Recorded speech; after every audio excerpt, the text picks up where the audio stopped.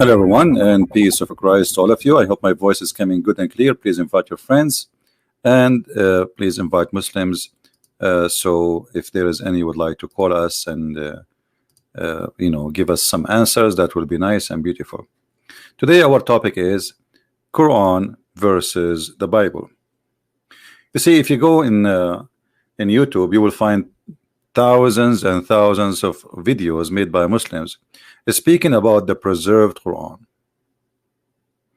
And for me, I don't really care for the Quran preservation or not, because I mean, what they call preserved today is enough for me to prove that Quran is false and Islam is false.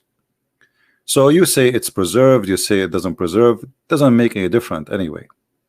However, we are going to speak today about the preservation of the Quran, and in the same time, which book is the true book? I mean, the Bible or the Quran? You see, there is something everybody forget, and this is what usually the Christians do. Christians, when they debate Muslims, they debate them as they are debating an atheist. As simple as that. So let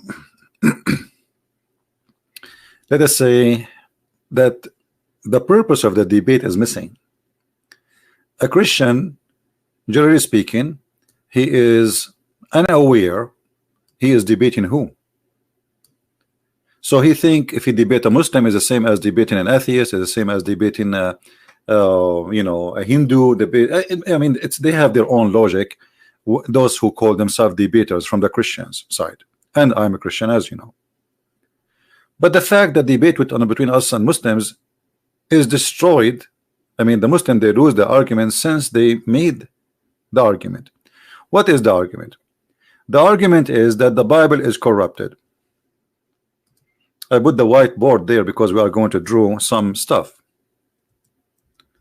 Bible is what? Corrupted. All right.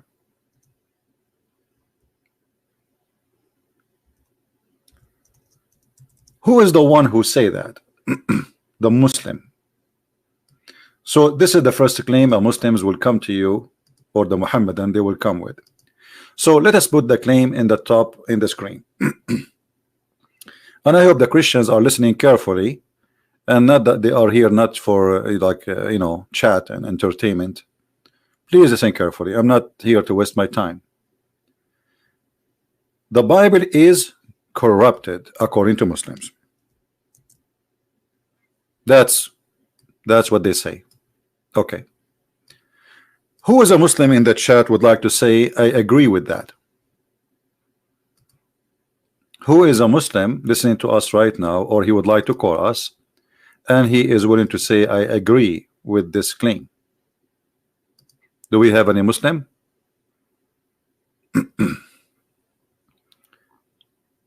Do we have any Muslim he agree that the Bible is corrupted? Anyone?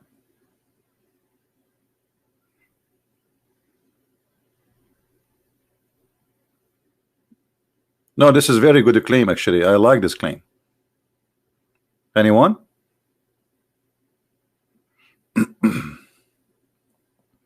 Who is a Muslim agree with this?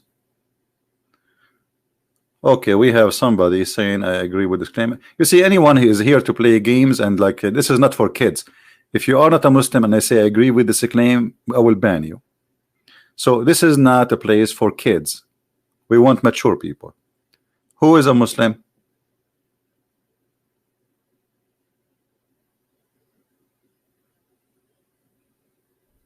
Anyone?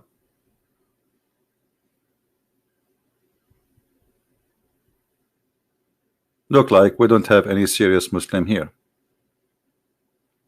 But look what the Muslim he just did. By saying that the Muslim, or the Muslim by saying that the Bible is corrupt, do you know what he did? He just proved to us that Islam is false. And this is why.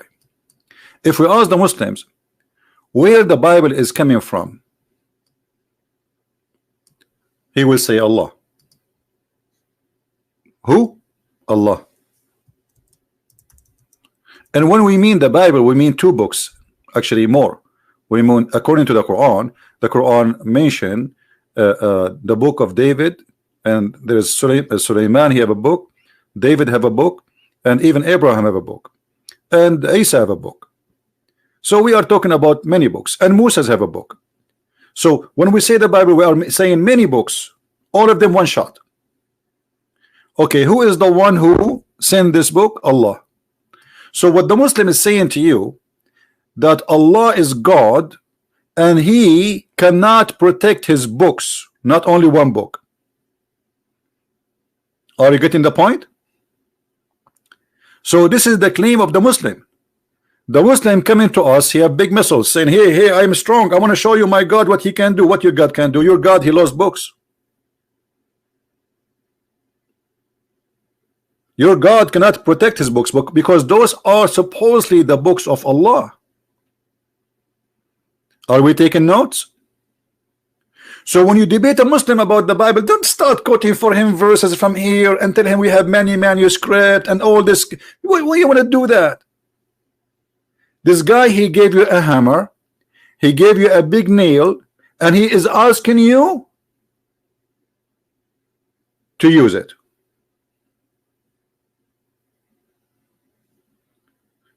So as long you are saying that Allah is sent the Bible and the Bible is corrupt, so the Bible of Allah is corrupt. This is the correct sentence now.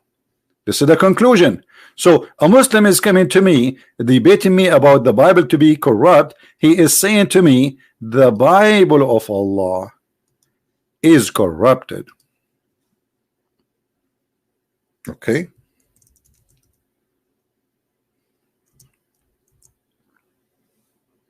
That's wonderful.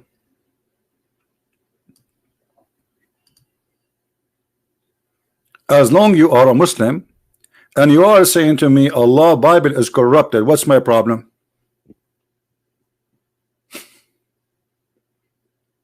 Do you understand, people? The debate is over. Do we understand? The debate is over. 2 seconds, 30 seconds, 1 minute. A Muslim crying, oh, my Allah, my God, his name is Allah and he sent the book and his books are corrupted. Okay, nice to meet you. So what we will do now? What kind of God? He cannot protect his book. Actually, this should be a reason for anyone to leave Islam. This should be a reason for anyone who believes in Islam to leave Islam immediately, because you have a God who, according to Muslims, he sent 124,000 prophets. How many? 124,000 what? Prophet. Oh boy. And each one of them, he come with book from Allah. Okay. And all the prophet books are gone. What? What? Except one prophet.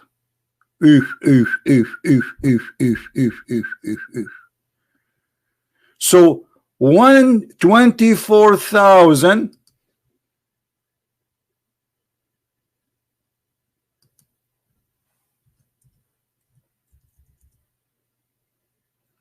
minus 1 are gone.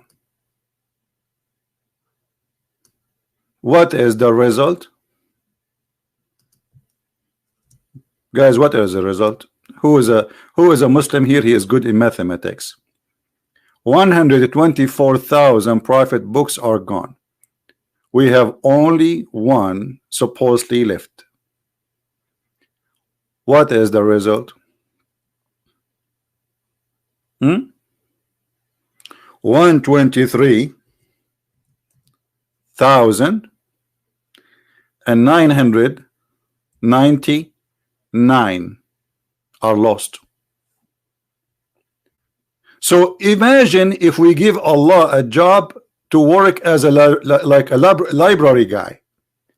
Allah is the biggest loser in history. We gave him 144,000 books. He was able to protect only one.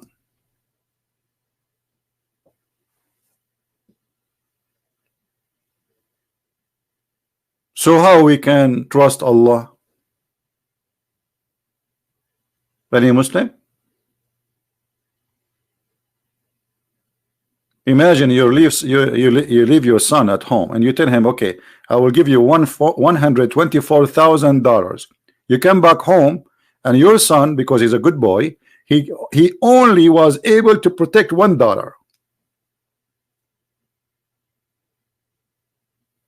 This is Islam.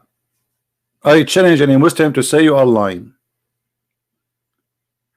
And then we have another question. Those 124,000 prophet, Allah sent them for what reason? They say to deliver a message. Okay, do Allah knew that their message will not be delivered anyway? Allah is all-knowing. Okay, so why Allah did not preserve the 124,000? Allah knows best. No, Allah do not know best. Because there's no point of sending all those messengers if you cannot preserve the message. Now, the logic of one book only is protected. This is the logic. This is the Muslim logic. All the books of Allah are protected. No, they are not. Only one. So the Injil is corrupted. The Torah is corrupted. The book of David is corrupted. The book of Solomon is corrupted. The book of Abraham is corrupted. You name it. Only one book, brother, Allah preserved. What does that mean? What does that mean?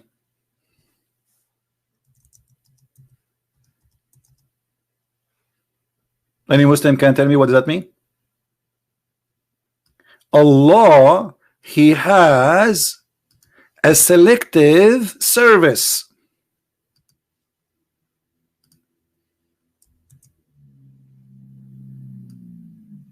Allah is like a security company. He decided to protect only one book. Only one book. But isn't it all the book of Allah or the book of Allah? Is the word of Allah is equal to the word of Allah, or it is not? If the Torah is the word of Allah, and the Injil is the word of Allah, and the Quran is the word of Allah, so why Allah will not protect the word of Allah? The answer is very simple. Allah has nothing to do with those books, and Muhammad, he could not find himself there. So he have to say, and the Muslim, they have to say, you change the books. But however, I like the idea of Muslims saying that the book of Allah is corrupted, because that will lead us to prove that Allah cannot be God, for nobody can corrupt the word of God according to the Quran. Let us take a snapshot for this, so later we can use it and we do not need to type this thing again. Smile. Bingo. All right. Now,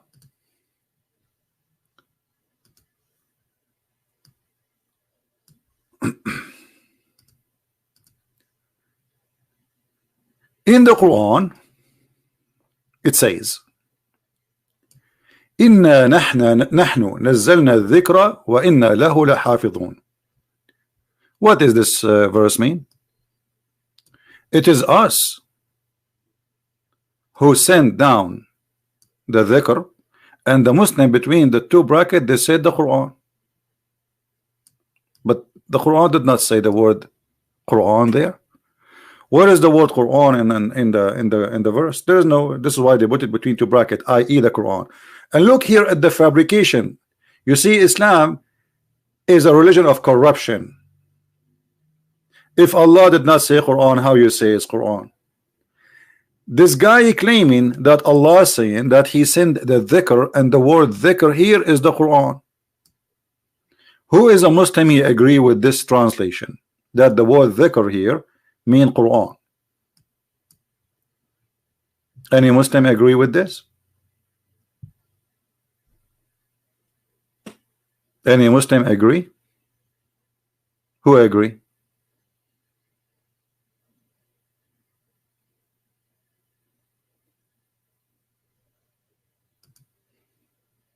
Anyone?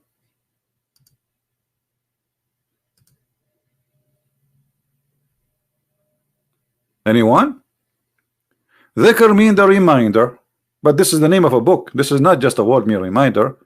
A dhikr is the name of a book according to the Quran. Let us show you how they lie when they say Allah is saying he will protect the Quran. If we go to different verse on the Quran, we will find this. Remember how the word look like. Actually, you know what? I'm going to open two pages so we can place them next to each other.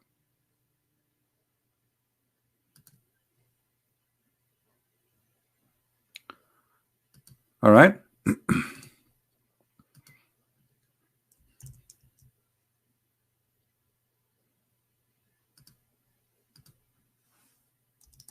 In different verse in the Quran, it says the following.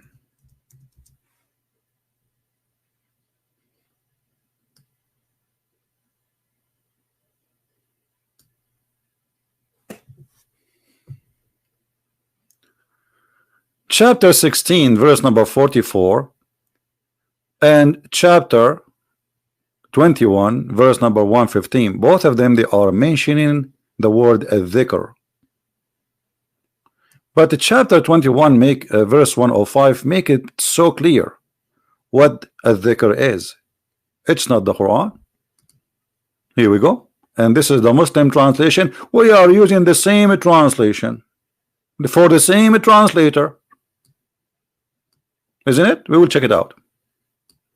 So it says here that indeed we wrote in the Zabur, which is the book of Psalm, i.e. all revealed in the holy book, the Torah and the Injil. So what the word as zikr mean?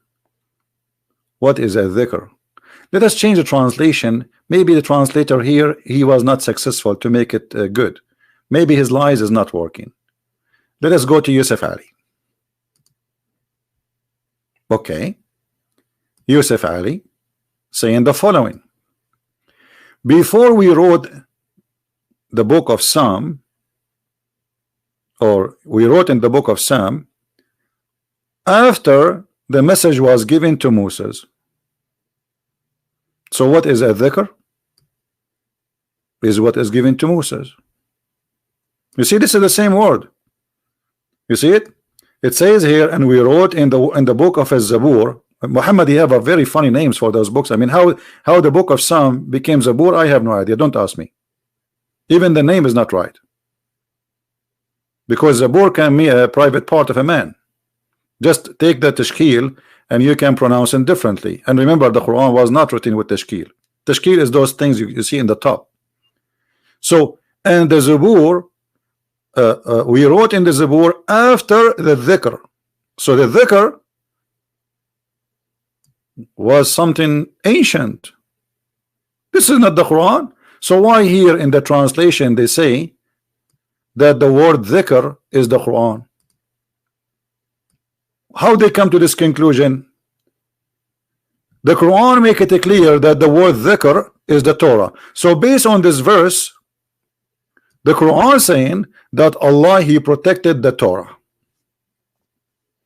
However, this is not really a big deal for me. I'm just getting them busted with their claims. Let us say, for the sake of argument, Allah, he protected the Quran only, and he said he is going to protect the Quran. But isn't it Allah, he said in the Quran, and nobody can exchange the word of Allah? The Quran says that.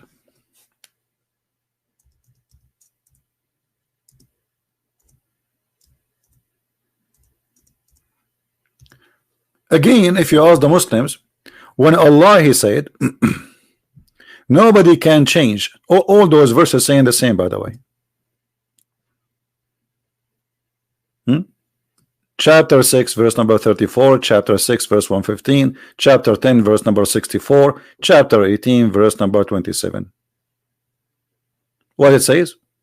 Nobody can change the word of Allah. Do you see it? None can change his words. Okay, is the Injil is the word of Allah? They say yes. Is the Torah the word of Allah? They say yes. Is the book of Psalm the word of Allah? They say yes. Is this verse the word of Allah? They say yes. But Allah says nobody can change the word of Allah. Do you see the stupidity? So what the Muslims they do, they have selective understanding. They don't even respect their book. The word in the Quran is so clear. Nobody can change the words of Allah. He did not say some of the word of Allah. He said nobody can change the words of Allah. So either Allah here is lying, aka Muhammad, or this is true. Then all your statement about the Bible is corrupted is a stupid statement.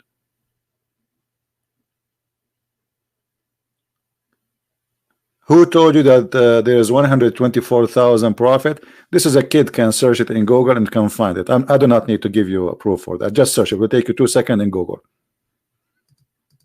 You're a potato couch. Or they call it what? Couch potato? Show me where it says 124 prophet. Just type it in Google. You know, come to daddy. I mean, look at the Muslim. A Muslim, he is saying to me, he never heard that Allah sent 124,000 prophet. This is the first time he heard it. Yeah, the only thing they hear is the Bible is corrupted, brother. But look what happened here. Not only this is a contradiction for what Allah said, and we showed you that the word dhikr mean the Torah and whatever books came before in the beginning, but the Quran confirmed in many verses that nobody can change the word of Allah. Now if we ask the Muslims what is the first chapter was given to Muhammad, they will say to us chapter 96. Chapter what? 96, brother. Oh, so if Allah he gave Muhammad the chapter number 96, so why it is 96? This should be number 1.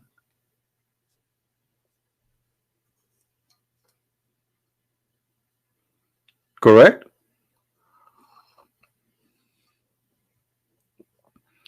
Why you are not reading the tafsir of that verse? Tafsir of who? You Muslims don't agree about it. And you know what? Even if tafsir says that this is mean the Quran, that will be stupid. Again will take us to point number 0, that Allah cannot protect his Bible, cannot protect his Torah, and that will make it even more horrible. So read the tafsir, that will help me more. Actually, I insist to agree with the tafsir, and I will show you why. I like it more. When you say that Allah he will protect only the Quran, that's mean obviously Muhammad is a scam. Because why Allah will protect the Quran if the Quran is the same as the Injil, the same as the Torah, the same as all his books? Are you saying to me the Quran is made of gold and the rest of Allah books are made of silver? Are you saying to me that the word of Allah is not equal to the word of Allah? Are you saying to me that the word of Allah is not eternal? So that all will lead us to understand that Islam is a shish kebab hummus. That will be stupid. And look at the corruption in front of our eyes, the proof in front of you. They say we never change anything. Who is the one who put a chapter 96 as 96? Read the tafsir verse 6 115 will make sense to me. Well, my friend, nothing makes sense to me, because it makes sense to you to say that Allah protect the Quran only. Why? You tell me how it makes sense. Allah is the Injil is the book of Allah. The answer, yes, the Quran says so, according to Islam, not according to me. So why Allah will not protect his book? Who is a Muslim when give me a call? He is my hero. Why Allah would like to protect the Quran only, not the rest of his books? Who want to tell us? Who is the hero? Have an answer. They have no answer, because this is a very silly argument. No answer. Any Muslim have an answer? This is your book and this is your Quran, saying that actually not only that, we have tons of contradiction. Look, this is a chapter 3, verse number 3. It says, نزل عليك الكتاب بالحق مصدقا لما بين يديه. He sent to you the book with the truth, confirming what is between his hands. How you are confirming what is between your hands, and yet you claim it's corrupted? Guys, look at the Muslim answer. Hold on, I want to show you the Muslim answer, just to show you the comedy. A Muslim, he said, Allah did not protect the book because it's a test. That's the most silly answer ever. Well, we are tested since the time of Adam. Isn't it enough the sin we have? What test? Test for what?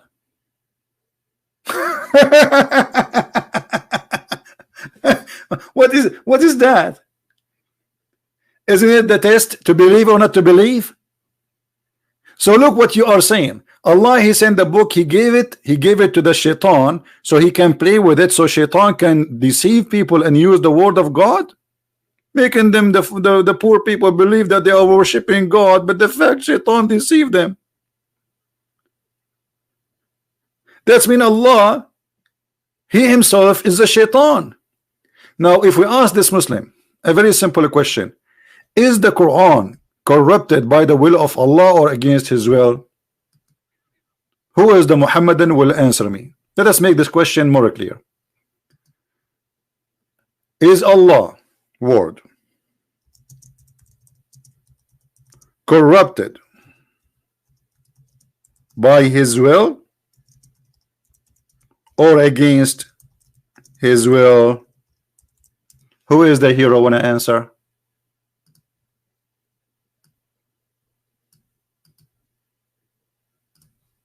Anyone?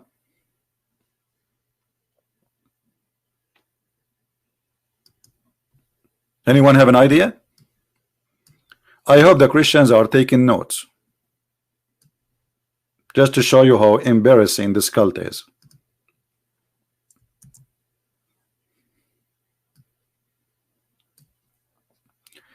Is Allah's words corrupted by his will or against his will? Who is the Muslim? Want to give me the answer?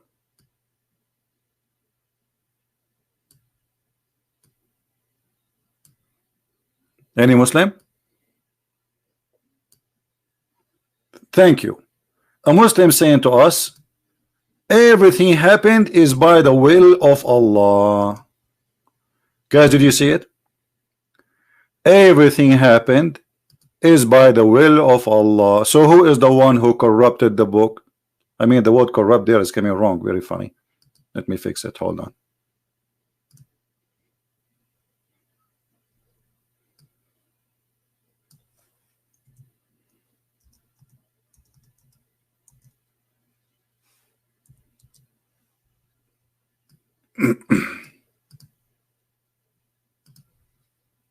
My screen freeze. Okay, let's take it off. Okay, so the corruption happened by the will of Allah. Oops, I'm typing Arabic again. Hold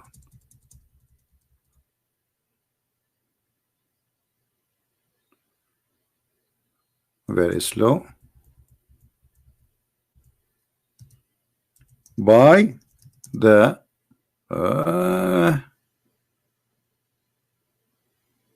Oh boy.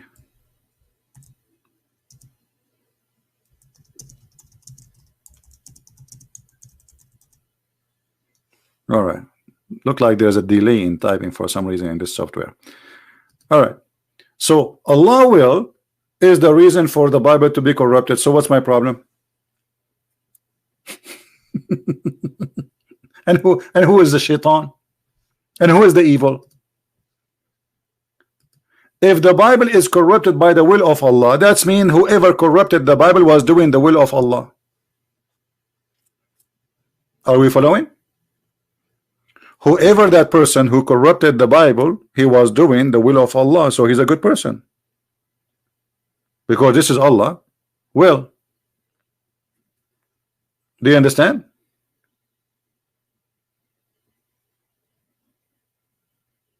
Do you understand me, people? Let us say I am the one who did that. But as long as this is the will of Allah, that's mean I'm doing what Allah he ordered me to do.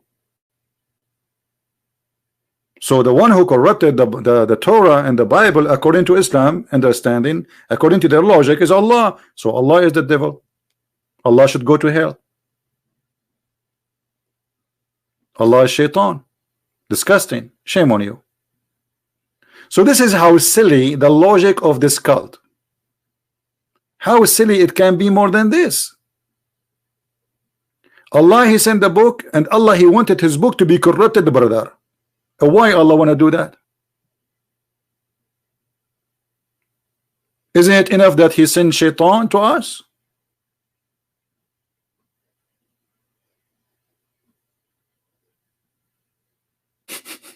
You know what I mean? Isn't it him who sent the shaitan? Isn't it enough he sent shaitan?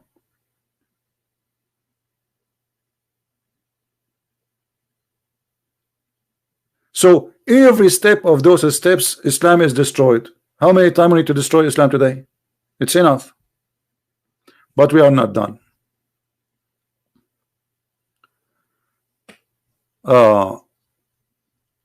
Here we go. Husni is trying to change the topic. You see, when a Muslim get hurt, he right away try to change the topic.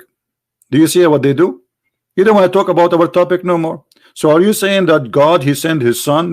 Look what we are talking about, and look what he's talking about now. Because now he is hurt. We got Allah busted. Allah is the one who corrupted his book. Are you saying that to me that God he sent himself to save his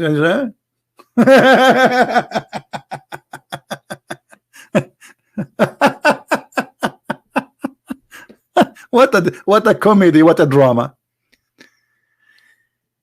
And not only that, if we go in the Quran and even in the Hadith, we find that any sin we do in our life is the will of Allah. Is that right? Read with me carefully. Let us say I'm going to do tomorrow I'm going to commit adultery. All right, look what Muhammad he said. It's not you who choose to do adultery, it's Allah. Allah he wrote for every human how much adultery he will do. This is not about Allah knowing, it's about necessity of doing. It's a portion which Allah he wrote for you to indulge. Read carefully, and this is Sahih Hadith, so they can't say it's weak, da'if, and the garbage they say.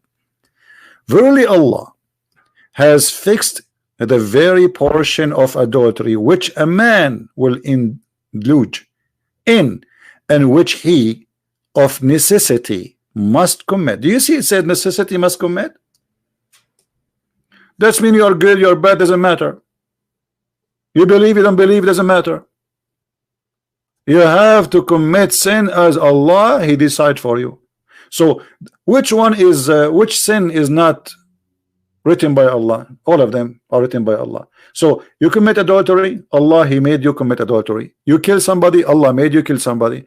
You rape a woman, Allah made you rape that woman. You commit theft, Allah made you do theft. You disobey Allah, Allah make you disobey Allah. You corrupt the Bible, Allah make you corrupt the Bible. So who is the devil? And why this person is going to be punished for the adultery he did? Any Muslim can tell me? Do we have any Muhammadan here have an answer? If Allah is the one who decides for me adultery, which I must do, so why I will be punished for it?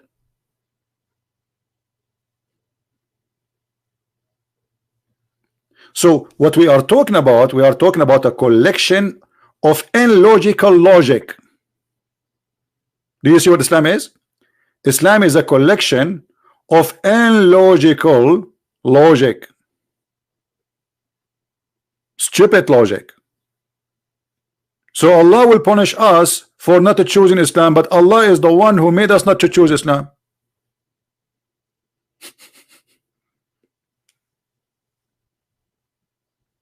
Huh?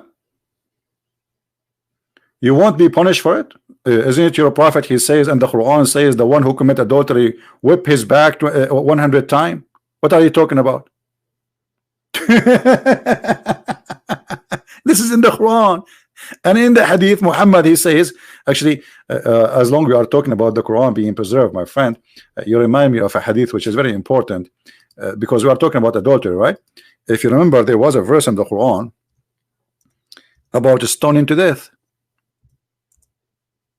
right? Which eaten by the goat. So it says here, the hadith, and this is Sahih hadith, the verse of stoning and breastfeeding, which is very sadly is gone. I like breastfeeding, you know. I want to be a baby again. The verse of stoning and breastfeeding for an adult, so not for a baby. Even now I can do it. MashaAllah, MashaAllah. What an open-minded religion. Allah is hippie. Allah is a hippie God. Muhammad teaching people, teaching Muslim women, you can give your boobs to a strange man. You cannot shake hands with Muslim women, but you can suck their nipples. That's so beautiful. So Allah sent verses, and those verses, as Aisha saying, not me. Don't tell me it's me who said that. The verses of stoning, of what? Stoning. So there was verses of stoning in the Quran. Yes, brother. Where are they? Aren't you Muslim giving us headache about Quran preserved, Quran preserved, Quran preserved? Okay, where it is? They will say to you, it's abrogated by recitation. What do you mean? What is this? Is that a new art? Why Allah wants you to forget the recitation if you have to practice the recitation? How you can practice the law, yet Allah, He delete the law? Have you ever heard of a king? He make a law, and then he said to them, you have to practice the law, okay? You say, okay, sir. And then he say, okay, give me the law. Okay, we give it to you. From now on, nobody recite this law. Okay, so how we can practice it? This is what they say to you. They say this is abrogated by recitation. Why is that? Simply, the goat ate it. Who can recite for us the verses of a breastfeeding for adult? Anyone?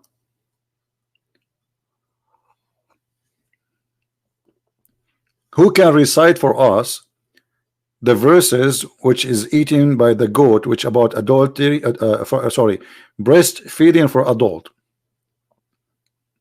I call it the yummy yummy verse. Anyone? Who knows the verse?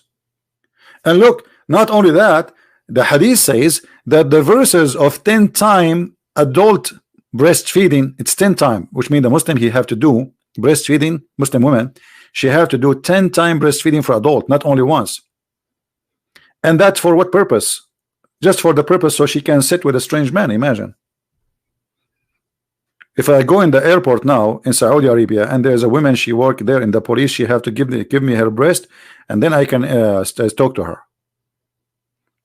And you have to do it 10 times in 10 different days until you are satisfied. Not only like done. No, you have to suckle until you cannot take it no more.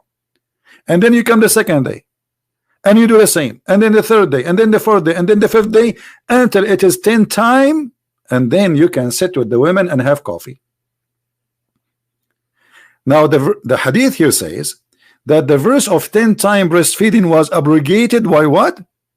Look. These verses were abrogated in recitation, but not ruling. And then other hadith established the number of fourth stage. What fourth stage? This is a guy, this is a man, or to be five. Okay, where we can so we have now another standard of corruption. Not only Quran is not the only book which Muslims they have to obey, they have other book, it's called hadith. And if we ask them about the hadith, they say this hadith is da'if, this hadith is weak, this hadith is rejected, as they wish. So where is the preservation of Islam? As long as Islam is not based on the Quran. So look what we discover in one story, that the Quran is not preserved. Even a goat, she did eat the Quran, and Allah could not stop the goat. And a hadith written by somebody came 300-400 years after Muhammad can destroy the Quran and can abrogate the Quran. So how we can accept this religion? All right. So where is Islam? There's no Islam. That's it, it's gone. Now we are not done. Are we done? No, we are not. But let us remember things one by one. The first thing, when a Muslim he speak to us about the Bible corruption, don't defend the Bible. He's not talking about your book. Are we clear? Are we clear, people? A Muslim, when he talk about the Bible, he is talking about his book, because Muslim they claim that Allah is the one who sent the Bible. So why you want to defend such a thing? The guy is accusing his God that his book is corrupted. What's your business? Say to him, I agree with you, the book of Allah is corrupted. You will see in a second the Muslim Abdul, his face turn upside down. He will say to you, no, I'm not talking about the book of Allah. No, you are talking about the book of Allah. Is it this is the book which is sent by Allah? He say yes. Okay, so you are saying to me the book of Allah is corrupted. What's my business?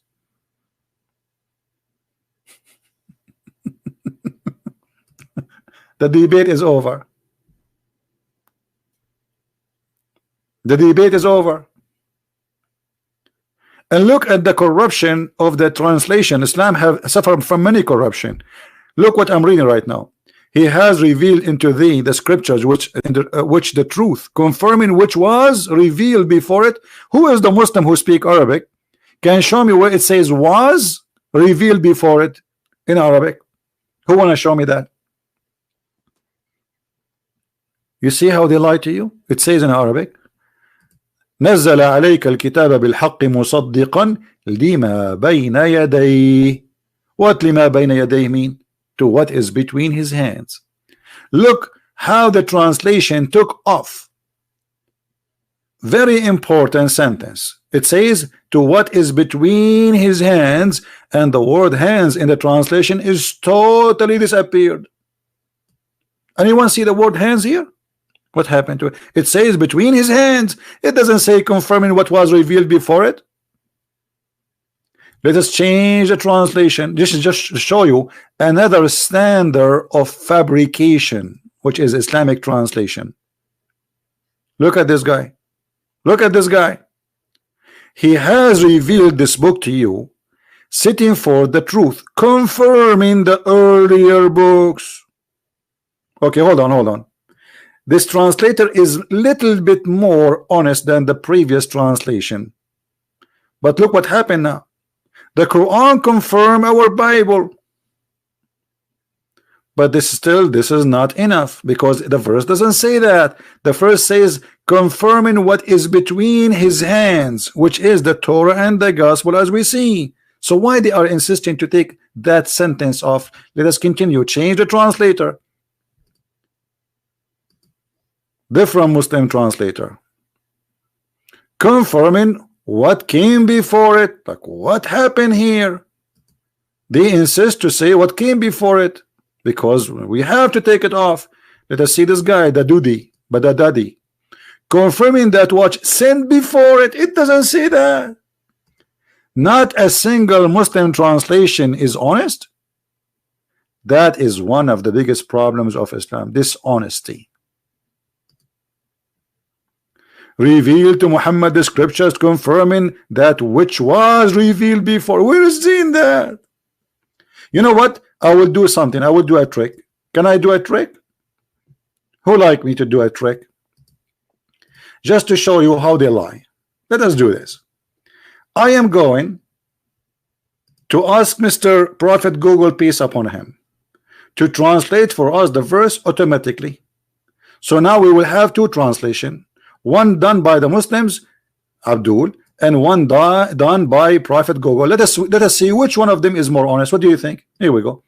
This is the same page, the same translator. Or what I'm going to do, I'm going to say click Google translation. Let us do here in front of you. Let us see if the word between his hands will appear or not. Translate to English. Look at this. Look at this. Look like Google translation is 1 billion times more honest than any Muslim translation. You believe it? Does it say here between his hands? Look, it says what was in his hands. This is Google translation.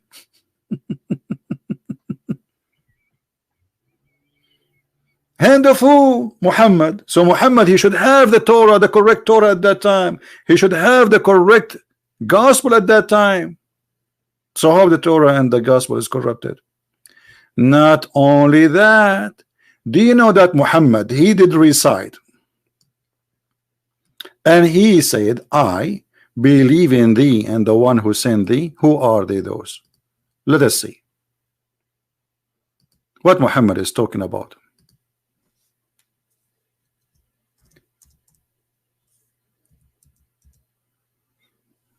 This is Muhammad asking the Jews to bring the Torah. He put his hand on the Torah. Read carefully. He said to them, bring the Torah for me. It was then brought, and he then would draw the cushion from beneath him. And look how hypocrite he is. He placed the Torah on it, saying, look how much respect he is showing to the Torah. At that moment, Muhammad is still not strong. So he's being hypocrite to the Jews. I believed in thee and in him who revealed thee. Was the Torah corrupt at that time?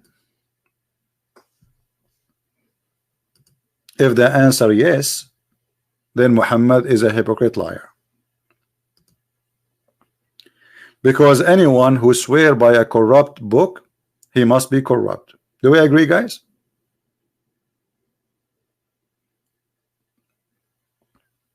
Do we agree? If the Torah at that time was corrupt and Muhammad is swearing by the corrupt Torah, that means Muhammad is a corrupt man.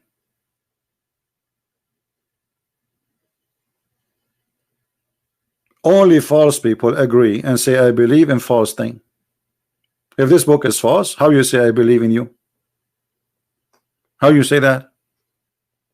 Unless he is a hypocrite and he's a fraud. If you ask me to take an oath on the Quran, I will never do that unless I'm a liar. I reject the Quran. I don't accept the Quran, so I'm going to say I swear by the Quran. All the evidence saying that Muslims, they have their own agenda. So when they debate us about the Bible, they are not debating us. They are just arguing. They have no logic. Their logic is stupid. And the second they debate us about the Bible, they are debating Allah, for he is the one who corrupted his book supposedly. And not only that, there is tons of verses saying in the Quran, even with all their fabricated translation, that the Bible is preserved. As an example,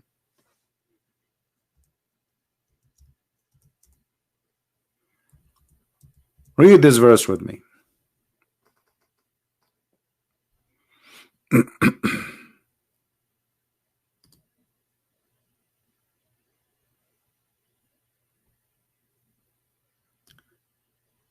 Look at this translation. It says, and when the Quran come to them, to the Jews, from Allah, confirming what is with them.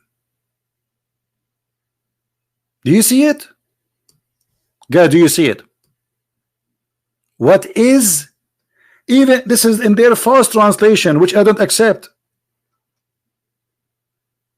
So even in their false translation, in their false book, it says that they're a prophet and their book confirming what is, not was.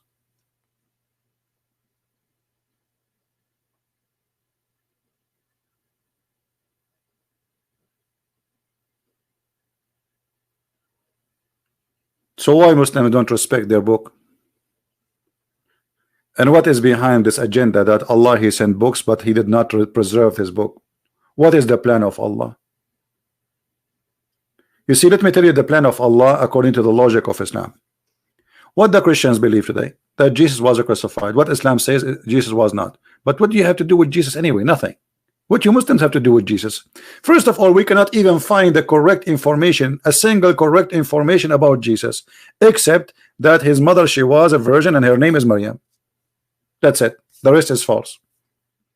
In the Quran, they have a guy, his name is Isa. Who is Isa? What Isa mean? They do not know.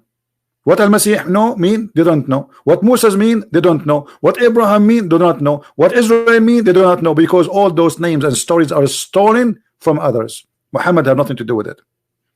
So look what happened. If you go in the Quran, you will find Muhammad the corrupt prophet. You see, when they say the Bible is corrupted, that is the Quran, my friend. The corrupted Bible is the Quran, and we can prove it in 2 seconds. إذ قالت امرأة عمران, when the wife of Imran said, who is Imran? According to Muhammad and the Quran, Imran is the father of Mary. Like what? Like what? What?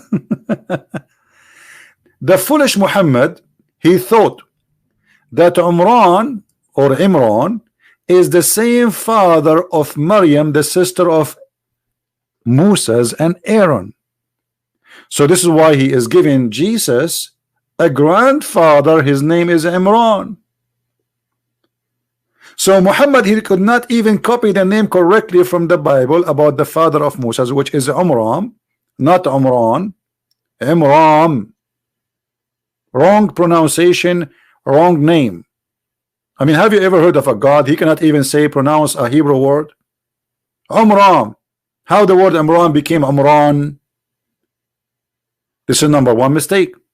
Number two, what Imran or Imran in the Quran have to do with Jesus?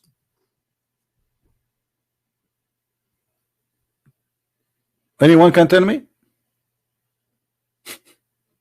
How this guy became the father of Mary?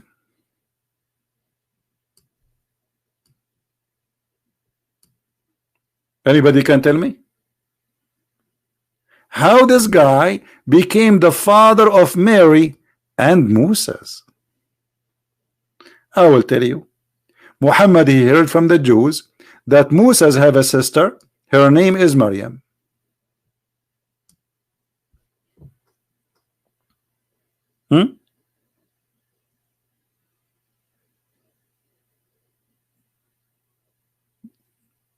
It's a woman of Imran, that wife.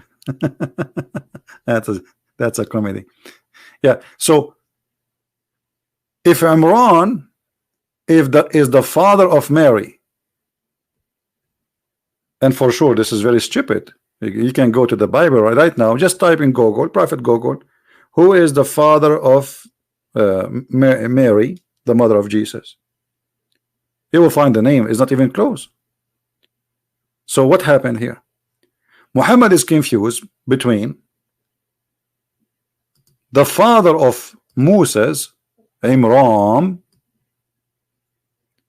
and Mary or Maryam, the sister of Moses.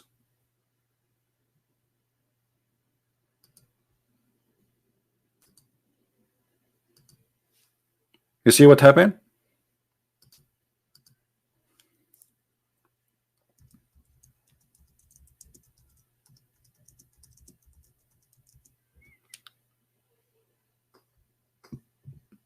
Maryam is the exact name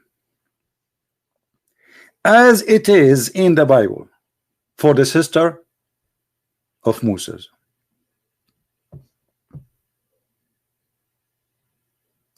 You believe it? So we have a book, the Muslim, they claim it's preserved, and this preserved book making it clear that Maryam, she is the daughter or the daughter of Imran, and that will make Isa the grandson of Imran, and Imran is the father of Moses. How that can be? And look here at the stupidity. Mary, she is from different tribe, have nothing to do with the tribe of Moses. Moses is from the house of Levi. What does have to do with Mary?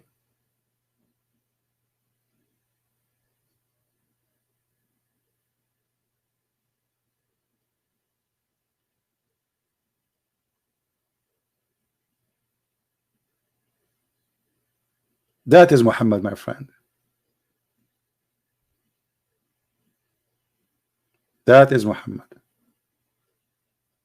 A person who claimed to be a prophet of God, he cannot quote a name correctly. He think that Imran, the father of Moses, is the same man who is the father of Maryam. How that can be? So this is why usually I do not debate Muslims about the corruption of the Quran, because what the point? The Quran today is a joke. I will go with the Quran, what you have today, and you believe it's not corrupted. And additional to that, I mean, what the point of proving that the corrupt is corrupt? Can you corrupt the corrupt twice? You cannot. Quran is corrupt from the beginning. We can't even call it corrupt. It's a fabricated book. So we cannot say the Quran is corrupted because it's fabricated from the beginning. Do we have any Muslim want to say something?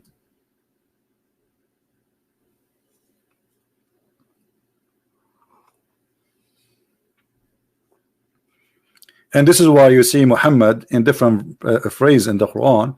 He says that Mary, she is the sister of Aaron. You believe it? He said that literally, and then the Muslim, they say, oh, the prophet, he correct that, he explained it. He says, well, he meant that in the old days, brother, they used to call them by their great ancestor, but Moses is not from their ancestor. Secondly, the verse making it so clear by misquoting the name of the father. Let us say, for the sake of argument, okay, he says, oh, sister of Aaron, and it does not mean sister of Aaron literally. How the father of Mary, his name became Imran, and it is the same father of Aaron and Moses. Do you know what I mean? How this happened?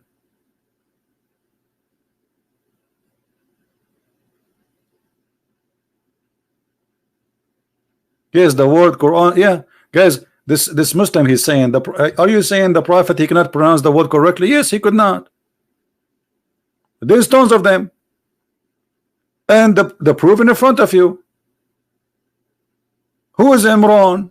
Okay, show me. You see why the Jews, they will change the name of the father of Moses from Imran to Imran? Give me, you tell me why. Give me a reason. Do they knew that Muhammad will come after 1,000 of years and he will make the name look funny? Give me a name. Why those people who they are devoted Jews, they will accept to change the name of the father of Moses, and why the Christians will accept to change the name of the father of Mary?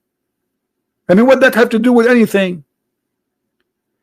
What kind of a prophet, he cannot quote the story of Jesus correctly? How Imran became the father of Mary? Somebody tell me.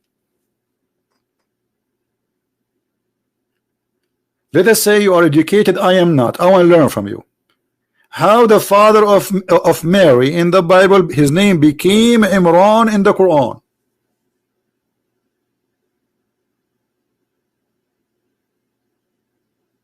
Anyone knows?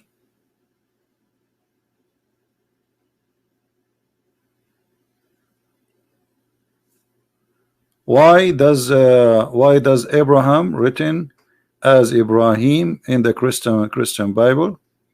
What do you mean the Christian Bible, Ibrahim? Secondly, even your God, he say Abraham. You are an ignorant, my friend. You see in the Quran the word Ibrahim written in two ways, either Ibrahim or Abraham. The most published copy is Ibrahim, not Abraham. The Muslim, they change it, but you can go right now and search. You yourself as a Muslim, search, is it true that the Quran mentioned the word Ibrahim and Abraham? So if you are saying why it's Ibrahim, why Abraham, he will go, it's in your Quran. Because Muhammad was not sure from the correct name. So you just shot yourself in the foot. Any Muslim?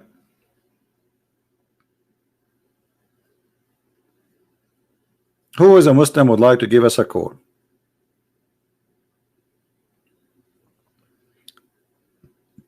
And you know, if I wanna, let's say, I wanna follow a religion, and somebody told me, okay, come and join Islam. Okay, I'm going to join Islam, and look at the logic of this religion. If you bend over 5 times a day, Allah will give you women. Each one of them, her butt is 1 mile. I'm really convinced.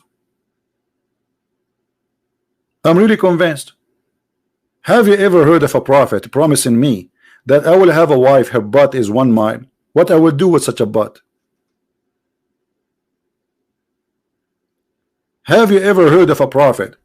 He will promise me I will have sex and I will have orgasm of 70 years. This is religion. This is God. 70 years orgasm.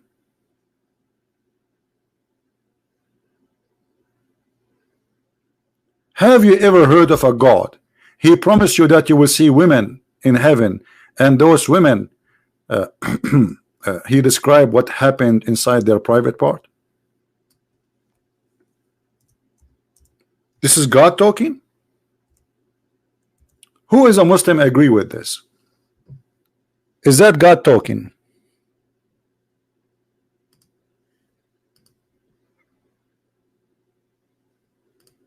Look what Allah he says to us about if we believe in him, what he will give us. Read with me carefully. Who is a Muslim agree with that? This is the true religion. The God he described the skin inside the woman private part. Do you have more details, Allah? What exactly else we will find inside? And those women, no man, no genie have boom boom with them. What do you mean, genie? You Muslim believe that genies sleep with women, right?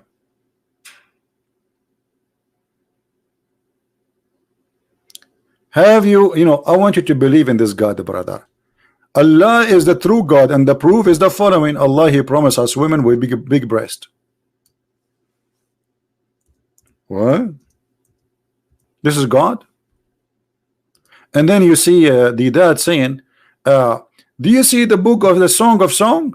The book of Song, first of all, is not God talking. It's a king making point. Secondly, he was not talking even about women.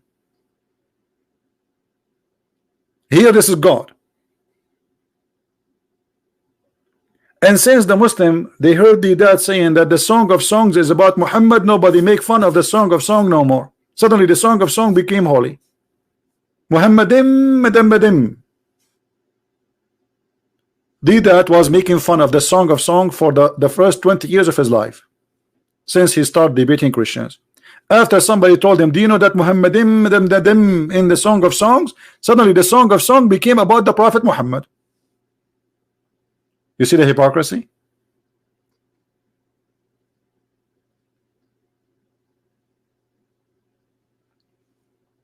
Allah will give me fully breasted women. I was worried about that. What is the size, brother?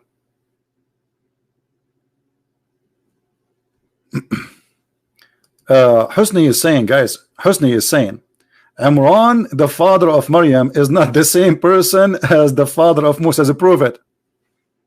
And okay, hold on. So now you agreed. Look what this Muslim he did by giving us this answer. Read carefully, just to show you how Muslim they help us to expose Islam. Christian Prince, Imran, father of Mary, is not the same person as Imran, the father of Moses. So what he just said, he agreed that the father of Mary and the father of Imran in Islam, of Moses in Islam, both their name is Imran. Did he agree? Did he agree? Okay.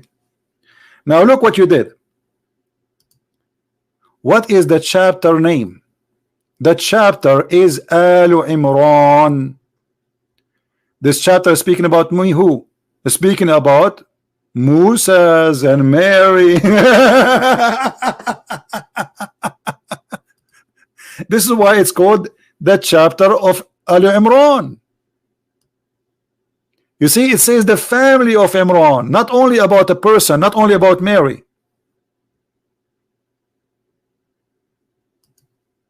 So you just proved to me that Islam is false. You agreed that according to Islam, Muhammad taught you that Imran is the name of the father of Mary, and Imran is the name of the father of Moses. And now your claim is they are different names, different persons. But that will not solve the problem yet, because the Quran says that Mary, she is the sister of Aaron, and the Quran says that all of them, they are family. Who is a Muslim want to try something better?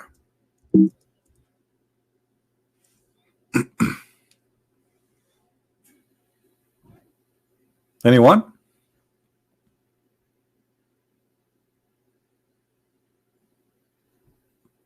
Anyone want to try something better?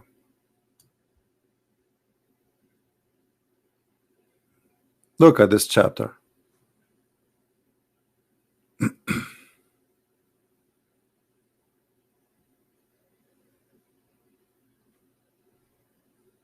Al Imran. Who is a Muslim would like to call us?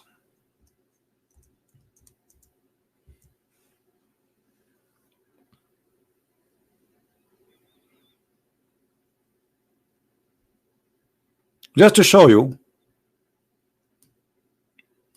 how Muslims, they are hopeless. Allah chose Adam, Nuh, and Noah, and the family of Imran from all mankind.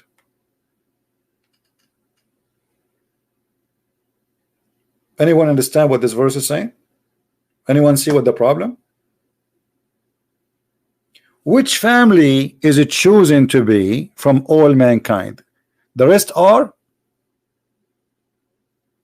names, correct? Individuals. Adam is individual, Noah is individual, and here it says the family of Ibrahim and the family of Imran. Okay, Moses from which family? The guy who said to me that Imran, the father of Mary, is not the same Imran, the father of Moses. Which Imran we are talking about?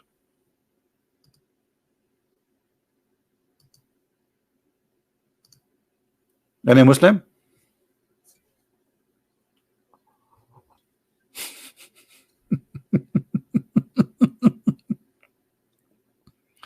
You want to guess?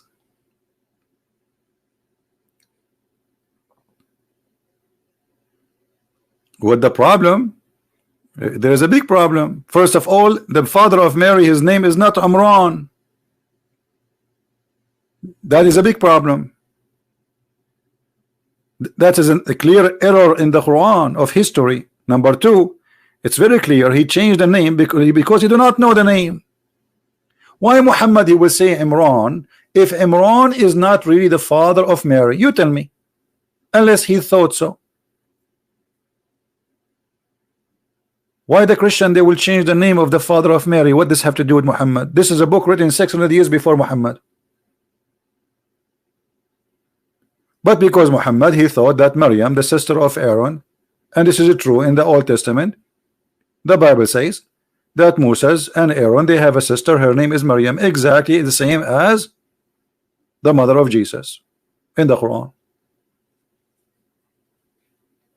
So Muhammad here, he proved that he is a fabricator by adopting the same name of the father of Imran, not by choice, but because he thought this is the same Mary, the Maryam, the sister of Aaron.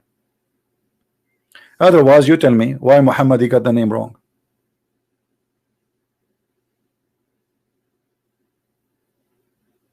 Right?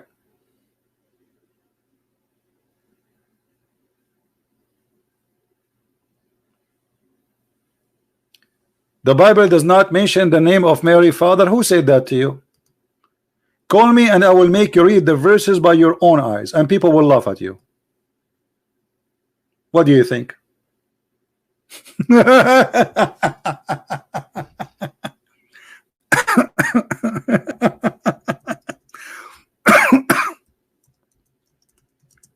Now we have more important stuff from this. We are just showing you just a little bit of why Islam is a silly when you speak about Quran is the book of a truth. As an example,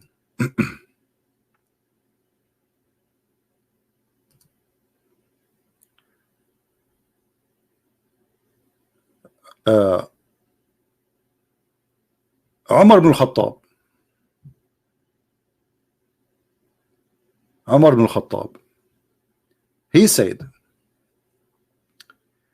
that the Quran is written, or let's say the letters of the Quran is 1,025,000 letter. How many? 1,000. Who is a Muslim listening here?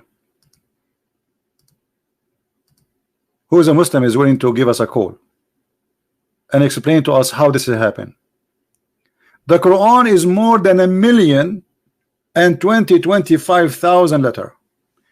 What is the number of the letters of the Quran today? Who is a Muslim can give me the answer?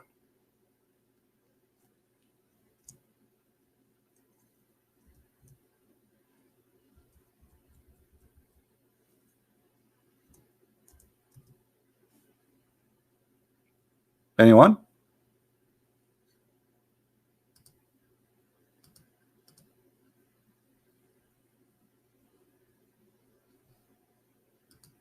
So what is left of the Quran?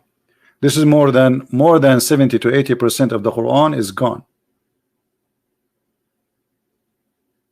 It disappears. Where it goes?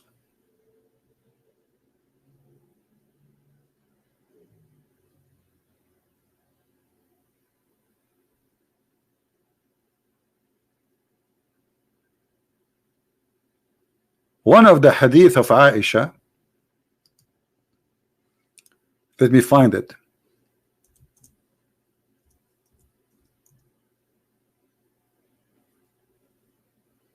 She said that the chapter of Al-Ahzab used to be equal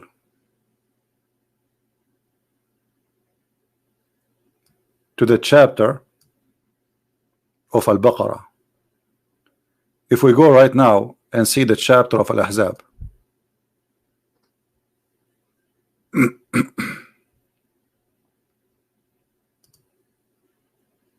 how many verses the chapter of Al-Ahzab? Read carefully. 73. Let us go to Al-Baqarah.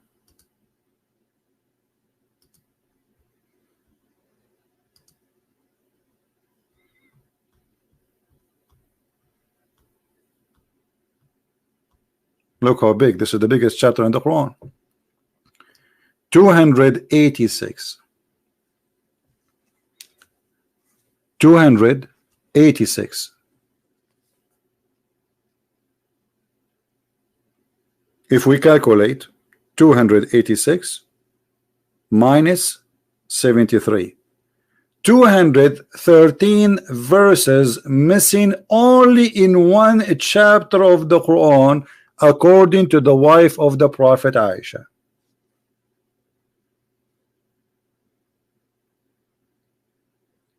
Who wanna call me and I will make him read the hadith right in front of us to everybody?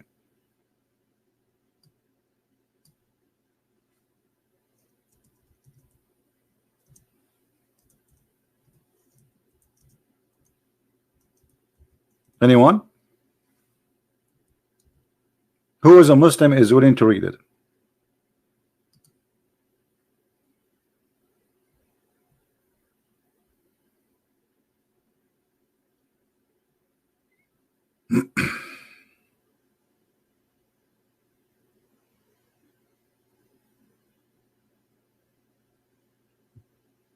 Anyone? Where is the Muslims? My Skype is open.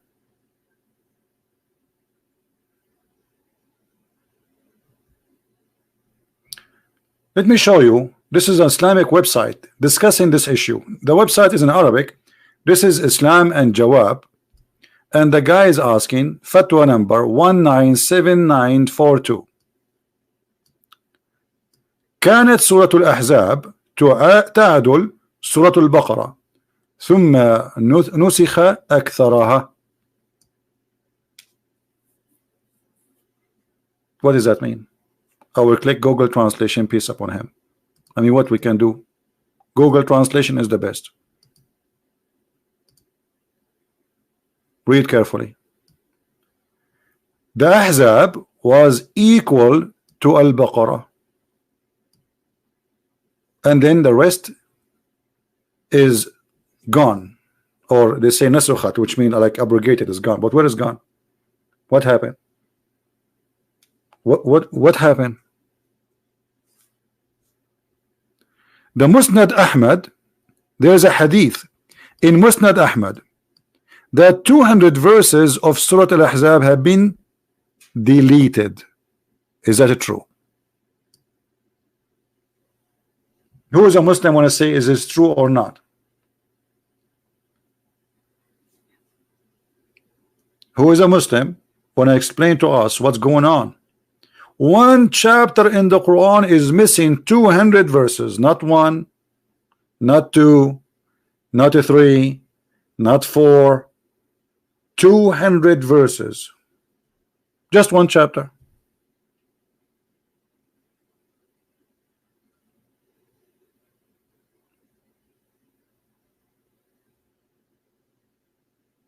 And this is your website. Anyone have something to say?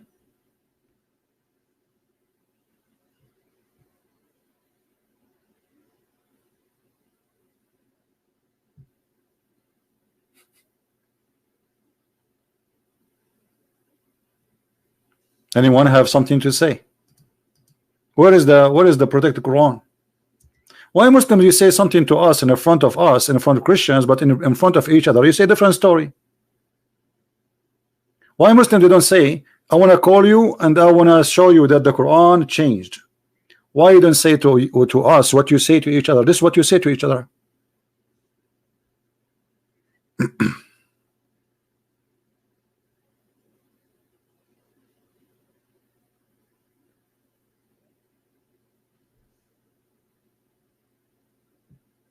Here it says, how many verses you count the chapter of Al-Ahzab? He said 73. He said, well, as I know, it's equal to the cow. It's equal to the chapter of the cow. And this is the hadith number in front of you, Musnad Ahmad. And this is Google's stupid translation.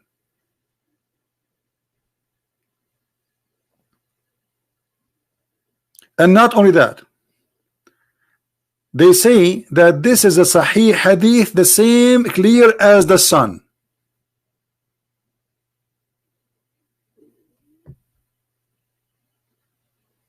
This is Sahih attribution, clear like the sun. Do you see it, guys? Do you see what it says? Because the Muslim, they will say to you, this is weak, this is daif, this is shish kebab, this is hummus.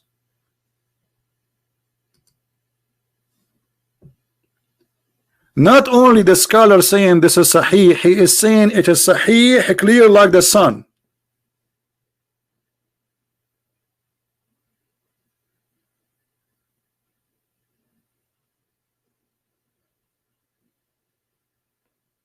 So one hadith proved to us Islam, all of it is gone. The other hadith proved to us that goat ate the Quran. The other hadith proved to us that Islam, there's nothing left. What is left? Because you know what they will say to you. They will say, oh, this is weak. Anything we say to the Muslims, it's embarrassing. They say it is weak.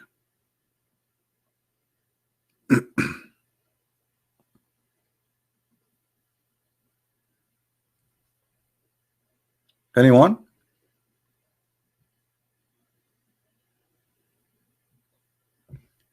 And here we have to mention another story proving the false prophecy of Muhammad.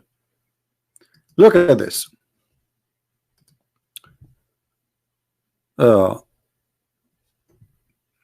Muslims.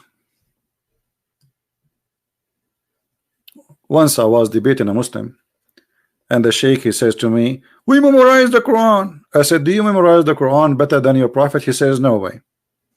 I said, why no way? He said, because he's a prophet. I said, no, this is not because the prophet. Because the Quran said, سَنُقْرِئُكَ فَلَا تَنْسَى.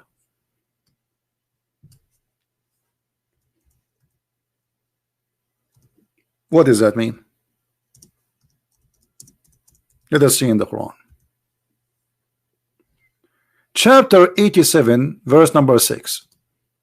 It says, Allah, he promised Muhammad that we shall make you recite the Quran and you will not forget it. Guys, does it say that? Does the verse says that? Again, chapter 87, verse number 6, and this is the Muslim translation, not my translation. All right. So if we find that Muhammad forgetting Quran, that's mean Muhammad is a liar. Is that correct? Is that you see how easy it is? If we have evidence that Muhammad himself forgetting the Quran, that's mean the promise of Allah is a shish kebab, hummus, falafel promise. If God, he says to me, I will give you Quran and you will never forget it, that's it. Nobody can make me forget the Quran, correct? That's God. That's God. He said being is going to be. That's what the Muslims they say. Okay. So this is what the Quran is saying. And look what here we see. The hadith saying, and this is Sahih al-Bukhari. Allah apostle heard a man reciting the Quran at night and said, may Allah bestow his mercy on him as he has reminded me of such and such verses and such surahs I was caused to forget.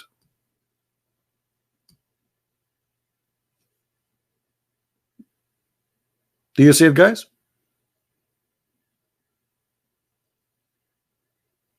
But the Quran says, I will give you Quran and you will never forget it. Muhammad not only he admit he forgot verses, he forgot chapters. Noor Khan, what's wrong with you, Noor? Are you okay, Noor? Okay, why you don't call me? Noor, take it easy. It look like you have a diarrhea, my friend. No problem, we have a solution for it. Why you don't call me? Noor is getting upset. He's flooding the text. Call me. Be the man. Who is the guy who is saying why the Muslim they call me names but nobody wanna? Okay, here we go.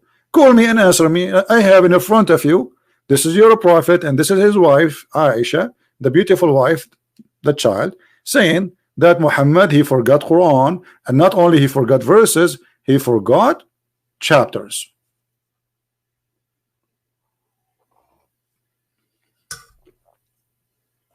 What do you think?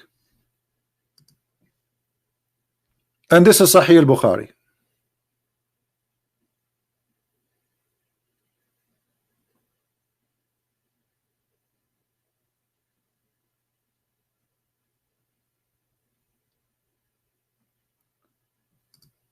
Husni is a Shia.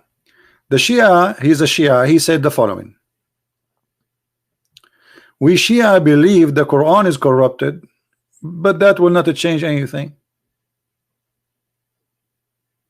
And I will tell you why you believe the Quran is corrupted. Because you Muslims, you have agenda.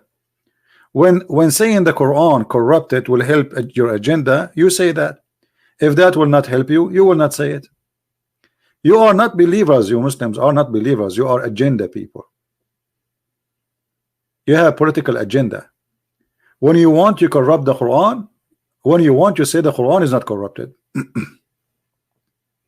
As simple as that. The Shia believe that the correct Quran is taken by Al-Mahdi when he disappeared in the cave. Which cave? Nobody knows. And he took it from Fatima. The only one who have the correct Quran is Fatima. The Muslim Sunni Quran is not correct. This is what the Shia believe. But I don't care what Shia says. I don't care what Sunni says. I care that the Quran is a stupid book. Obviously, Allah says to Muhammad, I will make you read the Quran and you will never forget. And Muhammad forget the Quran, as you see in front of you. The rest is not important for me.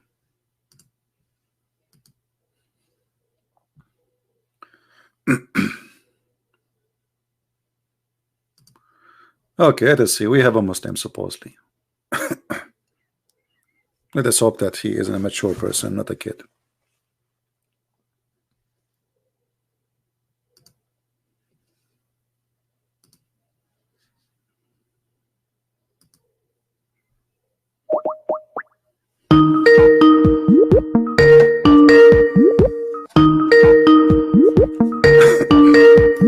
Answer, my friend. Hello? Hello? Yes, Mr. Dean, you are live on air. What do you like to say to us, my friend? Assalamu alaikum. Wa alaikum assalam. I was just watching, and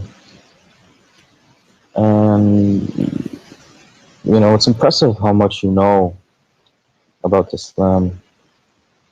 But I was curious, the title was the Quran or the Bible, where is the truth? The title of the stream, I want to know where, how do you know the Bible is the truth?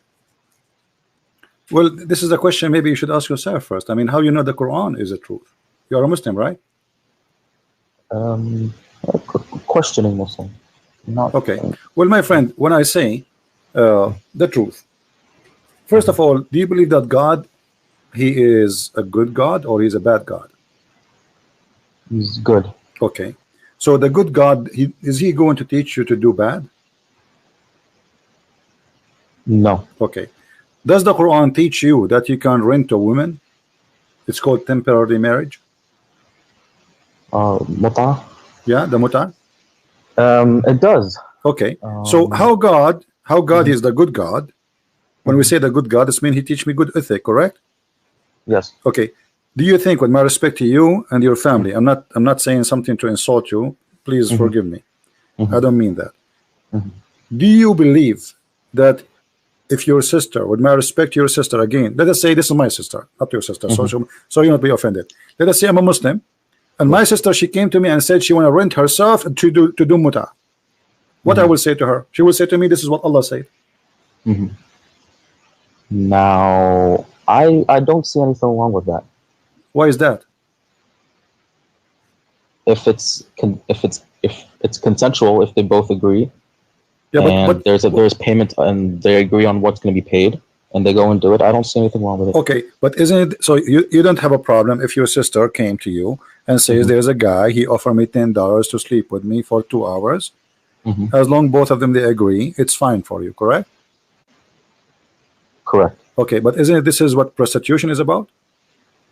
Yes. So you don't have your problem that God teaching me to do prostitution? No, no problem. Why is that? What is your logic?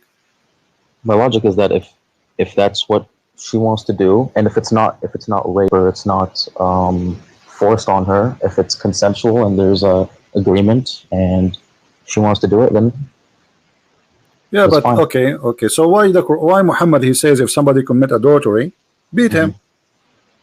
What is the difference between adultery at least adultery, let us say a man and a woman, they see each other, maybe they love each other and they have sex, they commit that sin. So why, if you and a woman, she agree with payment, it's okay, but the women who don't take off her panty for money, she will be punished? What a difference. Both of them are not married.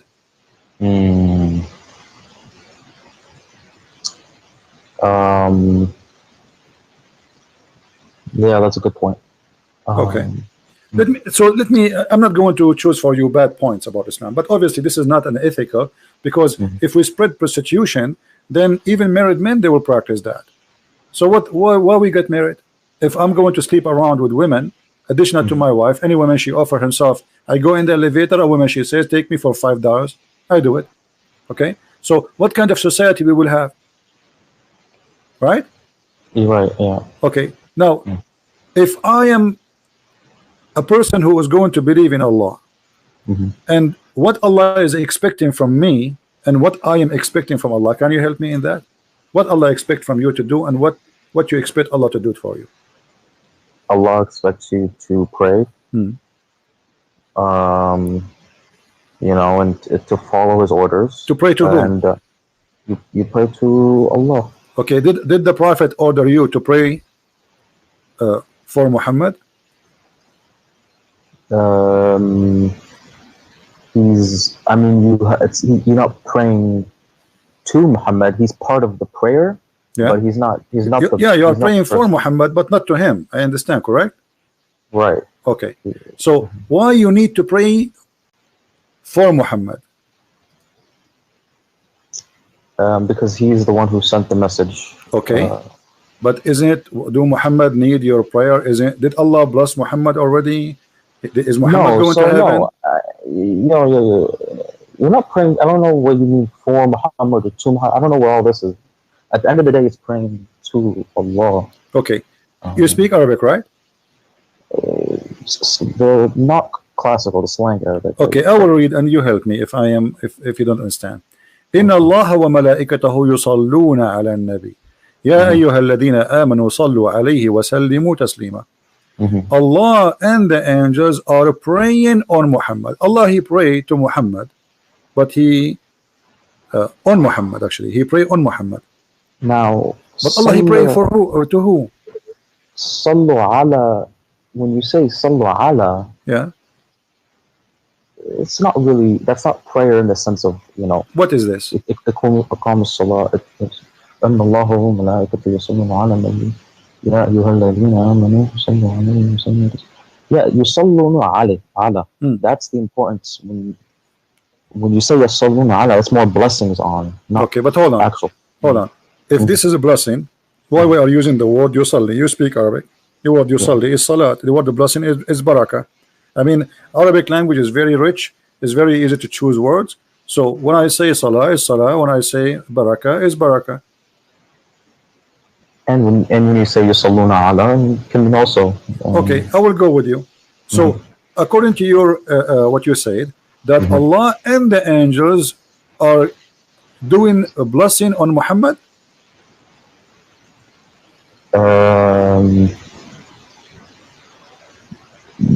Yeah. Okay, I will go with you. So if Allah already blessed Muhammad, what the angels can do more?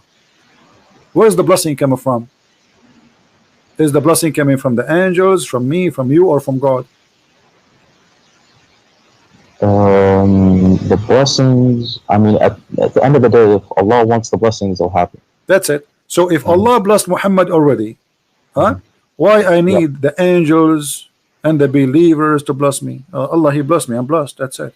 The rest, they are just numbers. They mean nothing. Maybe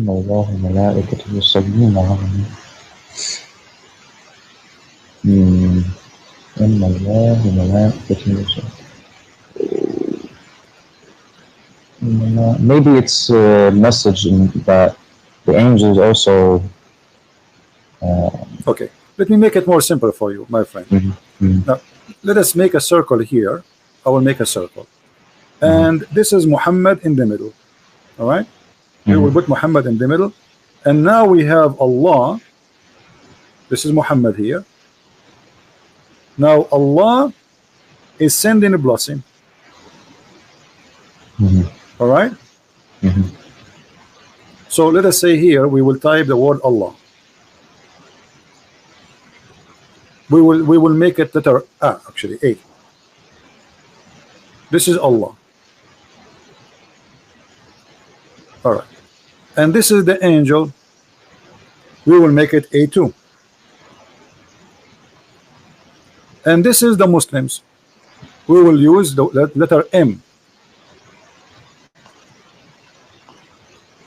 Perfect. So who is left? The whole universe now is busy doing one thing.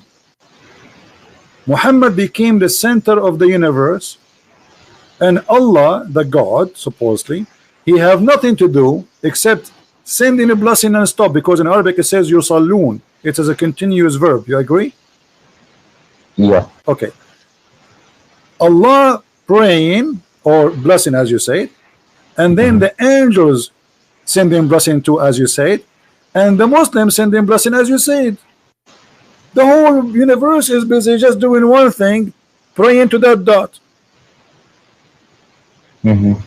So what Muhammad did, he reversed the God from him being the prophet for being the God. So now Allah is exist to do one thing. He is praying for Muhammad. Angels are exist for one thing, praying for Muhammad.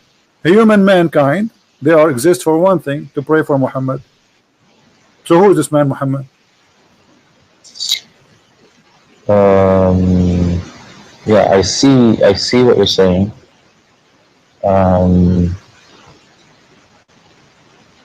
Now, yeah, it seems like, now what is, okay, so obviously I don't, there's some confusion. What, do you know what the tafsir says for this, or? My friend, doesn't matter. It says, as you said, you know, Allah, he pray on the prophet, and etc., and he sent his contribution for him, and he glorify him, you know, etc. But this is very silly, because it should be the opposite. It should be the prophet and the angels and the believers praying to Allah, not Allah and the angels and the believers praying to Muhammad. Yeah. Okay. Yeah, it makes sense. Okay, I will show you one more thing. Okay. But it has a connection with this, what we showed you now. If you have a fight and you have two wives, who's going to help you in the fight? How many people you need to take your side? If you have a fight with, let's say you are married, you are married to two women. You know, do you need an army? Do you need who's going to help you? I don't know. This is between you and your wives. This is something personal. You do not need anyone, right? Aren't you man enough? Correct? I'm not married, no. I'm not saying that. I'm saying, isn't it the man is enough to, isn't it the Quran chapter 4 verse 34, it says الرجال قوامون على النساء, the men are in charge of the women. So yes, if a man have a fight with his wife, he is the one should deal with it, right? Not somebody else, correct? Yeah. Okay, read with me this. Muhammad, let us choose different translation just to make it more simple, because this guy, he had too much spice. Here we go. Muhammad, he have a fight with two of his wives, Hafsa and Hafsa and Zainab, I think. So the Quran making a story about it, that if those two women, they don't repent, who is going to take the side of the prophet? Because two of them, they are against the prophet. Look how many. If you don't turn into repentance to him who? Allah. Your heart are indeed inclined, which means you became a kafir. Look who is going to take the side of Muhammad in this fight with two women. And if you back up each other against him who? Muhammad, truly Allah is his protector. Okay, is that enough? No. And Jibreel, what Jibreel have to do with this? What Allah have to do with this? I mean, the guy, he have a fight with his two wives. Why Allah is, this guy is talking like, if the Roman, they are sending him a letter, says we will have a war with him, I say, I understand. This guy is going to face an army. He need God to help him. Muhammad is fighting with two women. They are 5 foot tall. Truly Allah is his protector, and Jibreel and every righteous one among the believer. And furthermore, all the angels. Do you see what happened here? Yeah, I see. What's the verse number of this? This is a chapter 66, verse number 4.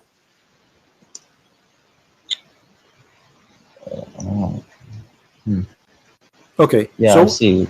So what happened here, my friend? Listen with me carefully. The same as what happened before. We have Muhammad. We will make another circle. And we have Muhammad in the middle. Muhammad now needs protection from two women. So who is involved with this fight? Muhammad, he got the following names. Jibreel,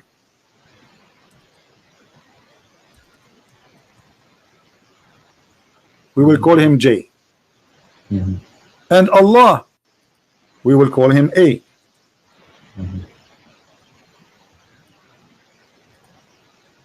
And Muslims, we will call them M.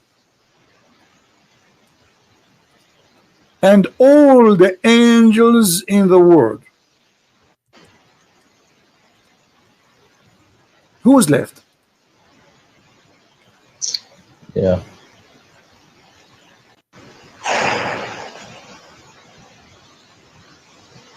What is this? Yeah, this guy, he became the center of the universe. Look like this universe have nothing to do with except Muhammad and his two wives. Yeah, God, okay. who created the universe, he have nothing to do except supporting Muhammad in his fight with his two women. Not only that, and Jibreel, he will come in a special mission. He will take side with Jibreel. I'm with you. You know, Jibreel, please protect me from those two women. Jibreel have 600 wings. Extremely huge angel according to Muhammad, to the point he covered the horizon. Is that enough? No. And every single believer, Al-Qaeda, ISIS, Mujahideen from everywhere, Pakistan, Indonesia, you name it. And not enough. And furthermore, all the angels. All of this to support a guy in his fight with two women. Yeah. Maybe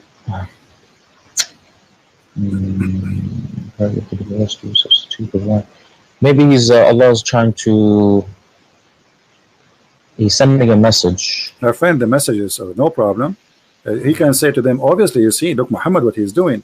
Muhammad is here taking advantage of God. Anytime he needs something, he used God's name to control them. He could not control them no more, so he told them Allah is against you. But look what he did by making it the way he did it. He make it too much exaggeration. It's obvious it is a lie. Because he can say, Allah said you have to repent, and that's it. Right? We do not need the rest. And if you go against him, Allah is his supporter, Jibreel is his supporter, the believer is his supporters, and the angels are going to be in his back. What is this about? Are we going to, is that the end of the time? Is that a judgment day where two armies are huge, are going to destroy? It's two women. Yeah. So what's your point? I don't. So my friend, my point is that Muhammad, he is the center of Islam, and the rest is just character, like in the stage. You know, you put decoration. Well, he's obviously very important.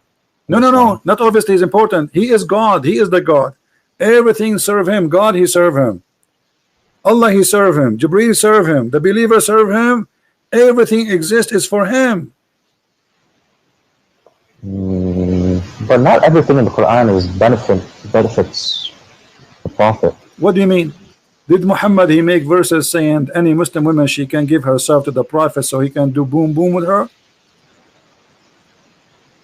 I don't. That's in the Quran or the Hadith? Yeah, this is in the Quran. Chapter 33, verse number 50. Any woman she offer herself to the Prophet, and this is only a privilege to thee. Why Allah will make a special privilege for boom boom privilege? Muhammad already have 13 wives, thousands of sex slaves. Why he need to say that Allah said to me, it is lawful for you the following women? Look how many counting he is. I mean, this, you get dizzy. Oh Prophet, we made lawful for you the wives. Well, thank you for telling me. I'm sleeping with them since the last century. I mean, this is silly actually to say to me that. Imagine I'm sleeping with those women since the last century, and now you say to me, I made it lawful for you your wives, or they are already his wives. What are you talking about?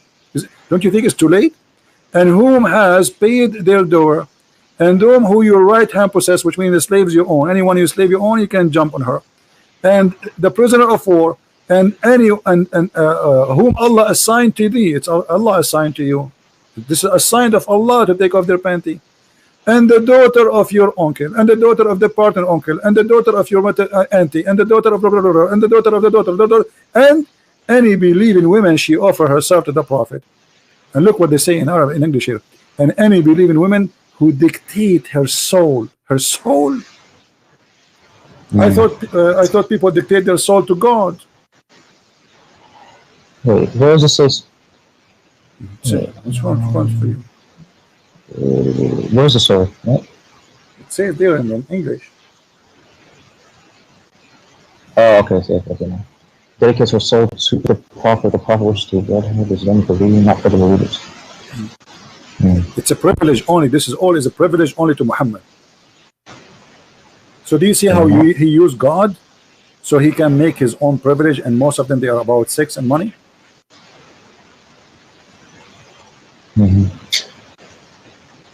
What this have to do with God, my friend? What do you think? What this have to do with God? Why God is saying any woman she can give herself to the Prophet? I mean, you told me that it's okay for you to do muta. Okay. Now, what this is about? A woman, she is giving herself as a gift to a man to sleep with him, and this is not for everybody. That's just Muhammad. Why Allah is so much concerned about the happiness of the private part of Muhammad? Well, he's the messenger. So if I'm a messenger, that involve my private part?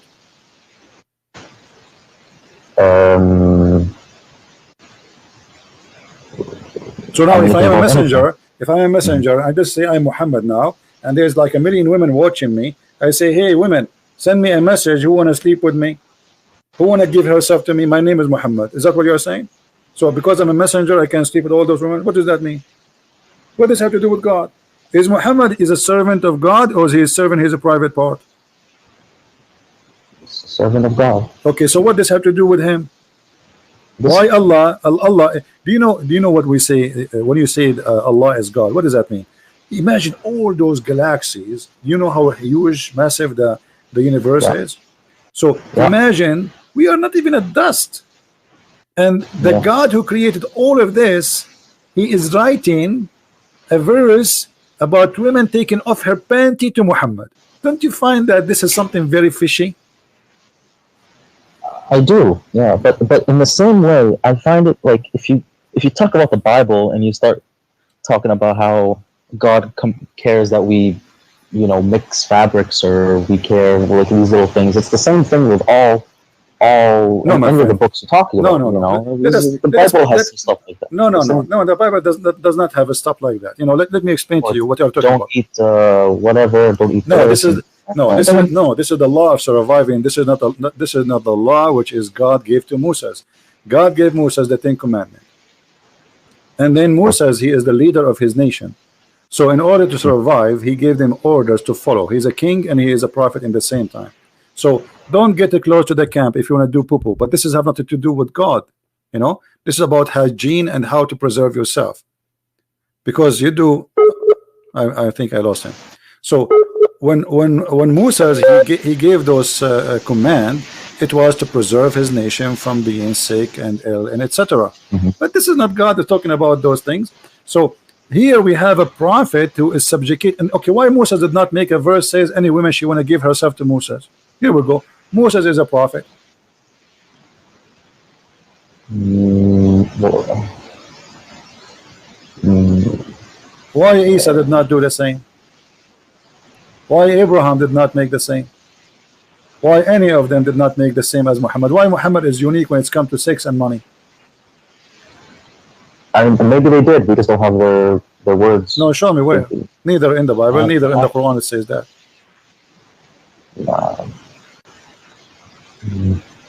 The only story in the Quran showing it's about David, and David in the Bible is condemned by God. David in the Bible accused David to be a criminal. His hand is full of blood. While in the Quran, you know, the story is there is amazing. So why this man is subjugating God for his benefit?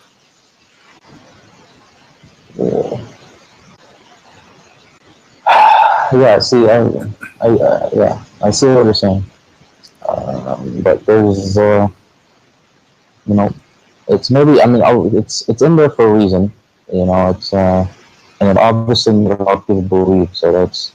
All right. I just have to read. I have to read into it more. I gotta wait to see what I gotta. You know. In chapter 36, verse number 21, it says, "Obey those who ask no reward for themselves." Do you see it? I follow those who do not ask of you payment in their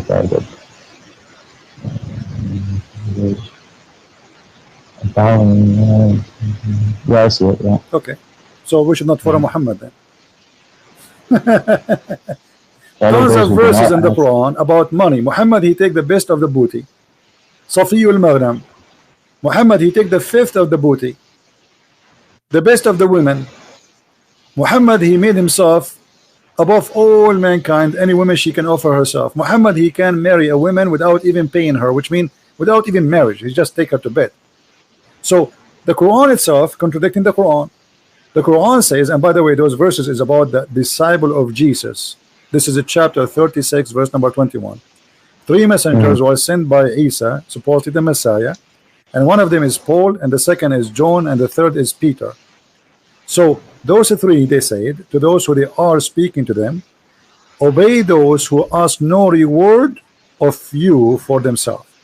So this is the guideline. If somebody is decent, he will not ask for a reward for his own benefit. Do you agree with this logic? This is a good ethic, right?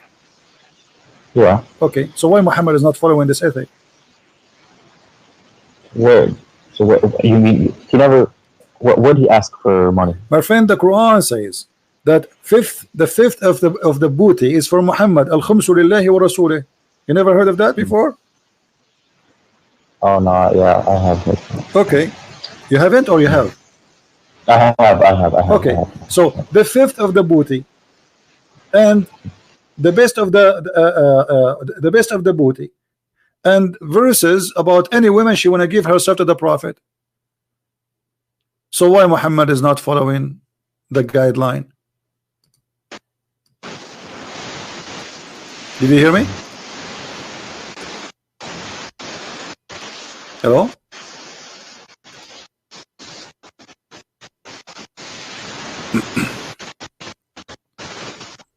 Hello?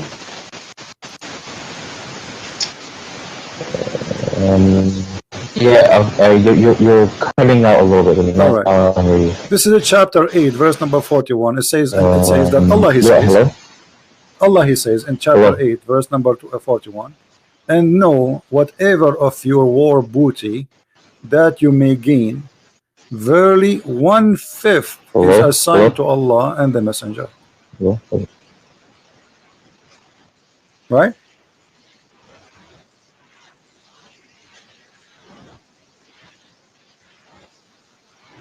And this is a theft anyway. Yeah. So how we can make two verses work? One saying that follow. Yeah, he have a bad connection. You can tell. Maybe he's in the Middle East or something like that. So obey those who ask no reward for you. Right? And this is what even Paul he was saying. Like they accuse him of lying. He says, if my lies is to glorify God, what lie I am doing, right? I'm not asking for any reward from myself. This is from the Bible, actually. Muhammad is copying it.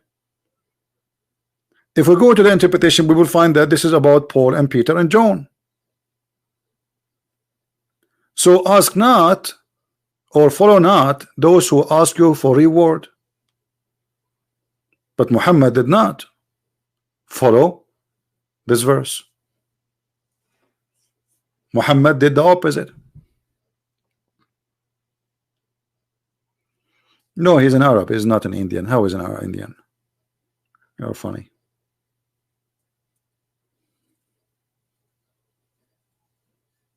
Call me back, my friend. So how this book can be the book of the truth? This is the book of the truth. Not to mention or forget to mention the stupid stories, flying carpet, mistakes in history, amazing mistakes in science. Have you ever heard of a God? You do not know how the hair is created, how the rain is created. Have you ever heard of a God? You don't remember which one he created first, the stars or the trees? One verse says the trees first and the stars next, and the other verse says the stars first and the trees next.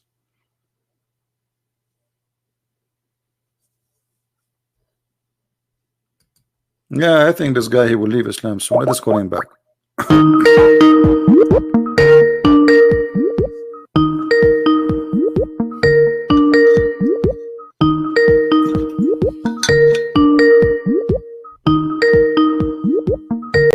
Hello? Yeah, yes, my friend. Go ahead. So what do you think, my friend? Do you think Muhammad is a prophet still? I have a bad phone, bad connection.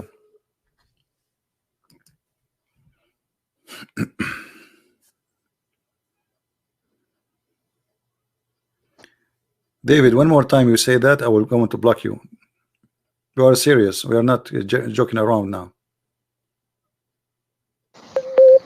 Do you hear me, my friend? Mr. No, Dean?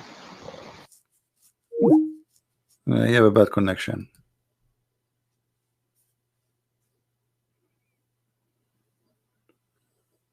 It's okay. Obviously, he is listening and he is learning. They will leave Islam very soon, as the rest of them. So where is Muhammad, and where is the prophecy, and where is the prophet? Okay, and you call him a prophet. Where is the prophecy? Here we go. This is the Quran. Who want to show me a prophecy in the Quran?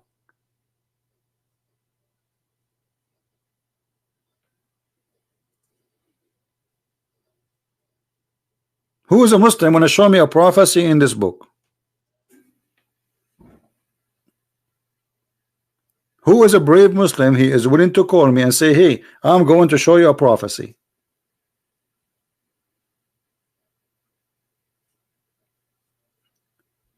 Do you remember the chapter? It's called the chapter of the Kafirun, which the Muslims always recite for us. In Arabic, the name of Jesus, there's no Arabic name for Jesus. It is Yeshua, which is the same as Yeshua. This is the Hebrew name. There's no name in Arabic. If you go to a chapter of Al-Kafirun, this chapter alone is enough, and the Muslims always, they mention to us this chapter, Al-Kafirun. They are so excited to say it to us. Look what is this. Oh, you kuffar, I worship not that you worship, but those people, they worship Allah already. Those pagans, they worship Allah. So what do you mean you don't worship what I worship? Number one, stupid mistake. Nor I worship, you worship what I worship, but they worship Allah and he worship Allah. And I will not worship that which you worship.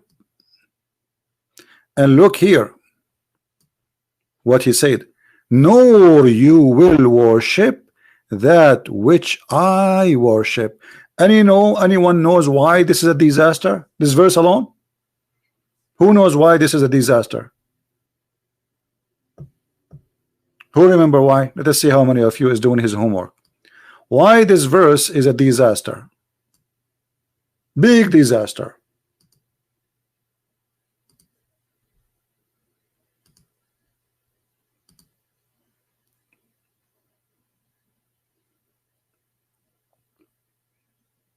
Because he said to the pagans, who he is one of them too, you will never worship his God. But all of them later they became Muslims.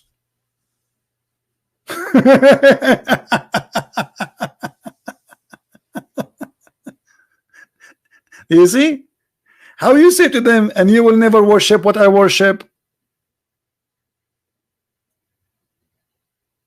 If Muhammad is a prophet, he should say, and you in the future you will see, you will worship what I worship. That will make it a prophecy. But Muhammad, he said, and you will worship ولا أنتم عابدون ما أعبد.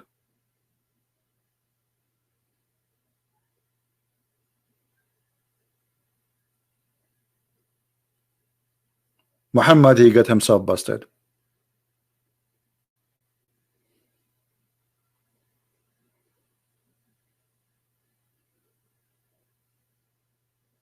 What do you mean? Repeat again.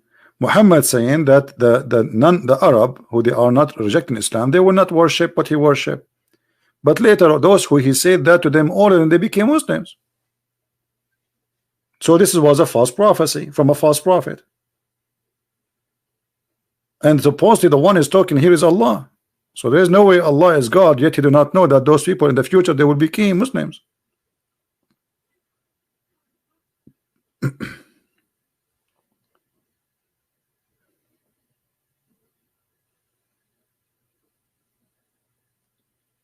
Any Muslim?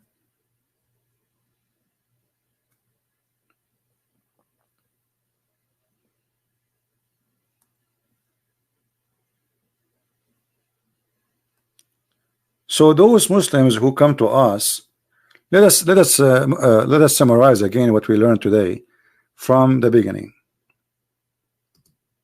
What we learned today? We learned that when a Muslim he come to you, and he come and he say the Bible is corrupted, don't defend. Don't start quoting verses from the Bible. Yes, Dean. Assalamu alaikum. Wa alaikum assalam. Can you hear me? I hear you. Okay. Yeah. So, my friend, what do you think about Muhammad? Do you think he's a prophet? Now he could. I mean, he could still be a prophet. I mean, what you showed me, you know, it's possible that Allah just gave him special rules, which is not. Okay. Okay. What make a prophet a prophet? What makes a prophet a prophet? Prophecies. But like what? Give me a prophecy. Where we have the Quran in front of us. If there's any prophecy in the Quran to make Muhammad a prophet? Do you see the verses we are showing on the screen? The Kafirun? Yeah, I see him. Okay. If you go and read the interpretation, you will see that those people who Muhammad he said that verse to them, all of them they became Muslims later. So this is a false prophecy. How he said to them, nor you will worship that which I worship, and later all of them became Muslims.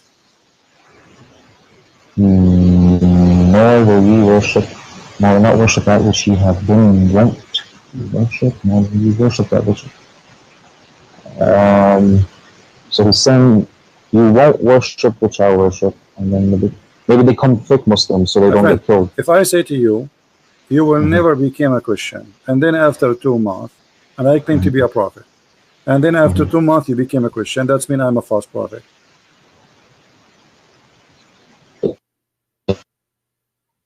Because a prophecy, if you say something, prophesy something, it have to be true.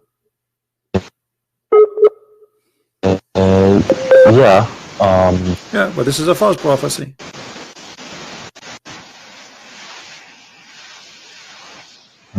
Well, who is he talking to here? No, will you worship that which I worship. People of Quraysh, is it right? The Arab, but all of them they became Muslims in his time, not after. In his time, during his lifetime.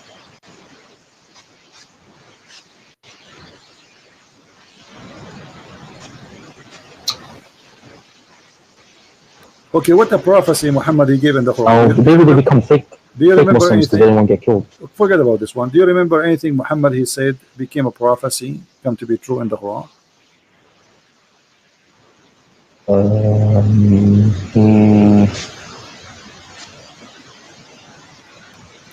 I will give you one. I will help you. Okay. Have you ever heard a Muslim Okay. saying that Muhammad he prophesied that the Roman after they lost they will win? He said, yeah, he said that the Romans were defeated, or they will be defeated. Okay, this is a Or they went chapter 30. The Romans have been defeated in the close by land, and after a few years they will defeat. They will be victorious. In Arabic it says بضع سنين. في بضع سنين. The word bada is between 3 to 10. Based on the history, that will be wrong, because it took many years after that, more than 16 to 17 years for the Roman to accomplish. However, the hadith says, and this is what the Muslim they say to us, remember, it's not me. The hadith says that Muhammad he said that verse after the Roman became victorious.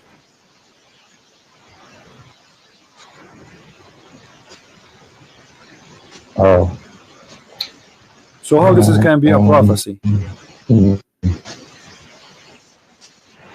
yeah, this is not a prophecy. Okay. The Roman Empire has been defeated in the length of span.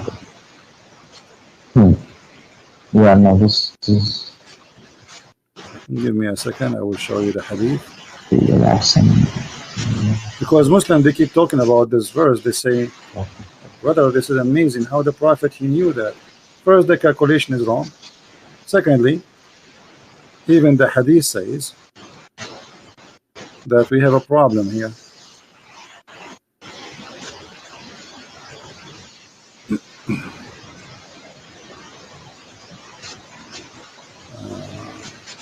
Second.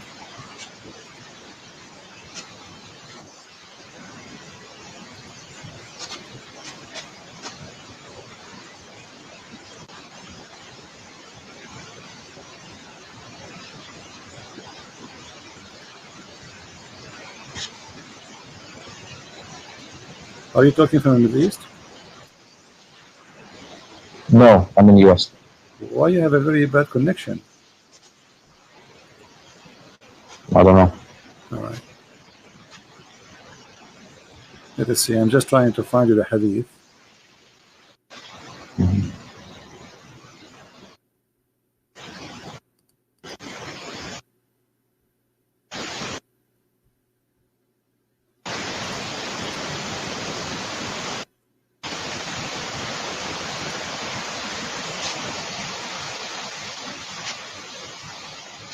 For some reason is not opening with me, but I will get.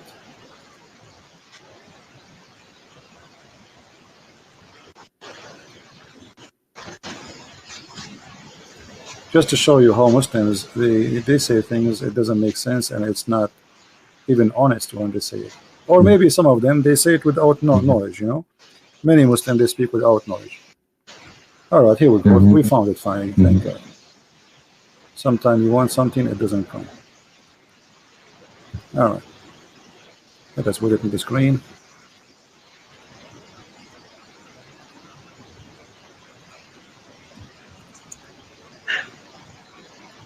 All right. Do you see the screen? I see your books right now. All right. What about now?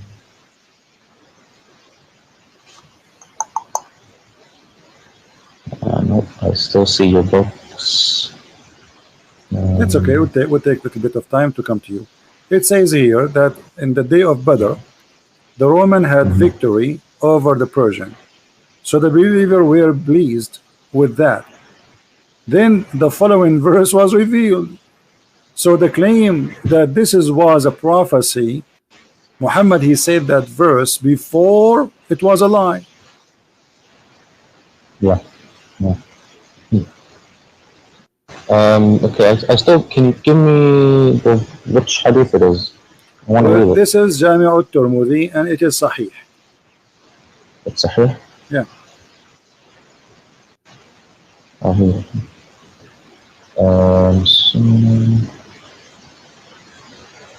So the believers were pleased with them, the followers were ruled, Alif Lam Mim, the winners have been defeated. On the day of Badr, winners had a victory. Yeah, okay. I see. So the verse revealed after the Roman was defeated, not before. So what you know, I will tell you a prophecy. I'm a prophet now. Trump, he will win the election in 2016. Yeah, this is what Muhammad is saying. I mean, what is the prophecy here? The guys already, they are victorious. So where's the prophecy? Then, okay, well, I don't. Where did he say that they? It says the Romans have been defeated. Yeah, and after the defeat, they will be victorious.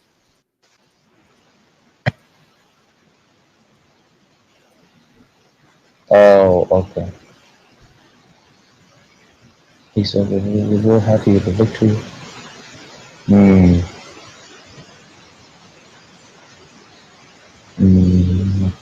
Yeah. But I don't really. This one I don't hear is like the big. Forget about this. Did you hear about the Muslim? They say that there is science in the Quran. Oh yeah. Okay, what can you give me? Do you remember anything? There's the Big Bang and biology. Choose one. Which one? Give me one, and we will talk about it. The Big Bang. Big Bang. What is the Big Bang? Do you know what the Big Bang is? Yeah, all the matter in the world was in one ball, and then 13 billion years ago it expanded. Okay. There's explosion, correct? It was an explosion, yeah. But you see, the Muslims, they quote for us this verse in the Quran saying this is about the Big Bang.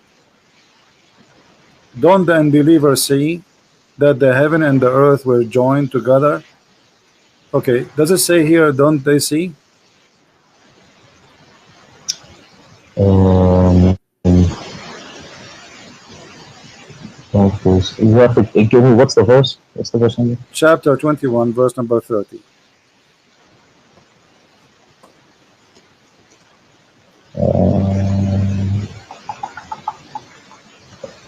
Okay, yeah, I see. Okay. Don't the unbelievers see? Okay, so he's talking about something they can see, correct? Yeah. Okay. Did any of us see the Big Bang?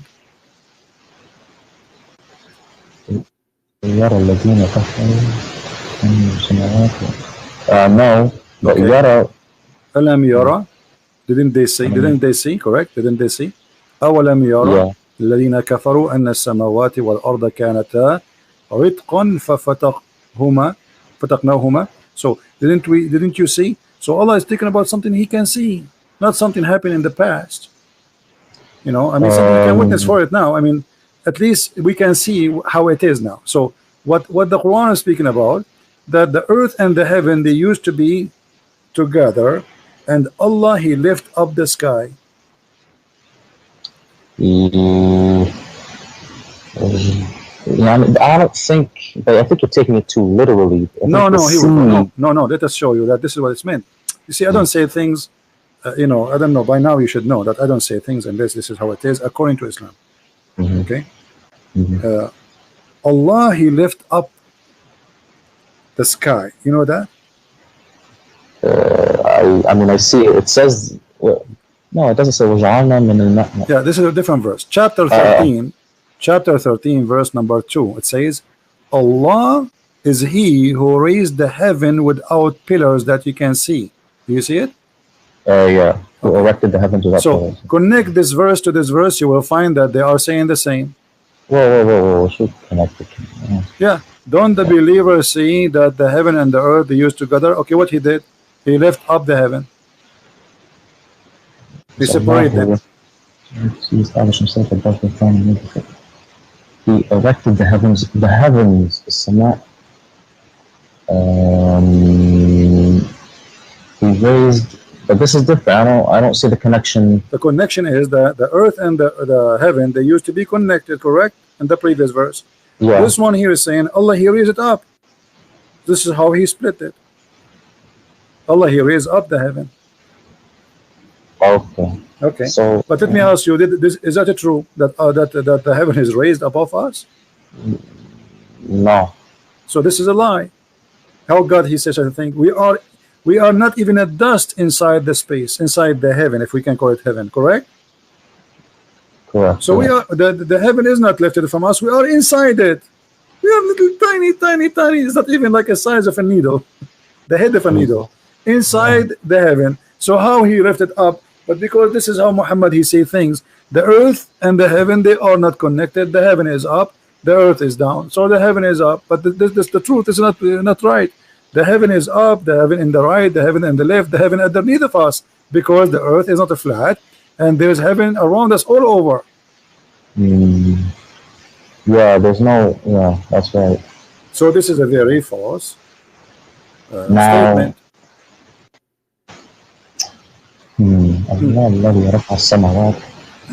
Yeah, so that's it's. I think you're taking this too literally. My friend, I am not the one. You see, you have to read the interpretation of the Muslims. Okay, look at this. Allah, He is the one الذي مد الأرض. مد. What the word مد mean? يعني مد, she spread it, to expand it. But this is mean it's flat, correct? In Arabic we say the madda is the carpet. Yeah. Okay, so he made the earth a carpet, and then he placed in the top of the earth mountains. Does it say that? Yeah. But is it true that mountains are something placed in the top of the earth, or the mountains are coming from the magma? They come from the tectonic plates pushing against each other. Well, there's two ways. Either it's a volcano, which is the magma, or it is the tectonic plates because of a pressure between them. This is correct. But which mean in both way, it's coming from inside the earth, not something we place in the top of the earth, correct? Correct, yeah. Okay, so the Quran here is giving false prophecy. Muhammad prophesying how God he made the earth, he placed mountains firm in the top of the earth. But he's not saying that's because it looks that way. It's not literally. No, my friend, this is literally. It's about how God he's speaking about mountains, how he created them. This is not it's not up to you. And you can read the Muslim interpretation. This is not my interpretation. You can read Ibn Kathir. You can read Al-Qurtubi. Okay, you see, I will take advantage of one thing. That's because you know Arabic. You know the hail, right? Al-Barad. Hail, yes, yeah. Okay. How the hail is created? It's cold air. I don't know exactly. So you don't believe that hail is something God he break from mountains in heaven? Break from mountains in heaven? I mean, no. Okay, so read with me, because you keep saying to me you are taking it literally. Read with me. Give me that. Here we go. ألم ترى أن الله يزجي سحابا ثم يؤلف بينه ثم يجعله ركاما فراق ودقا يخرج من بينها. Then he says وينزل من السماء من جبال فيها من برد فيصيب به من يشاء. Allah is talking how he make the rain, and now he's talking how he make the ice. Okay, where the ice is coming from? You speak Arabic? Yeah. Okay. He's saying the hail from mountains, and because he keeps saying to me you are taking it literally. Okay, let me show you what the Islamic scholar says. Whatever the Muslim scholars they say, I will take it, no problem. Here we go. Just to show you this is what it's meant. That's not me saying this and saying that.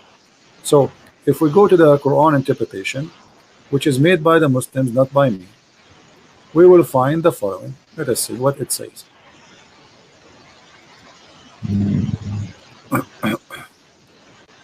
This is a chapter 24, verse number 43.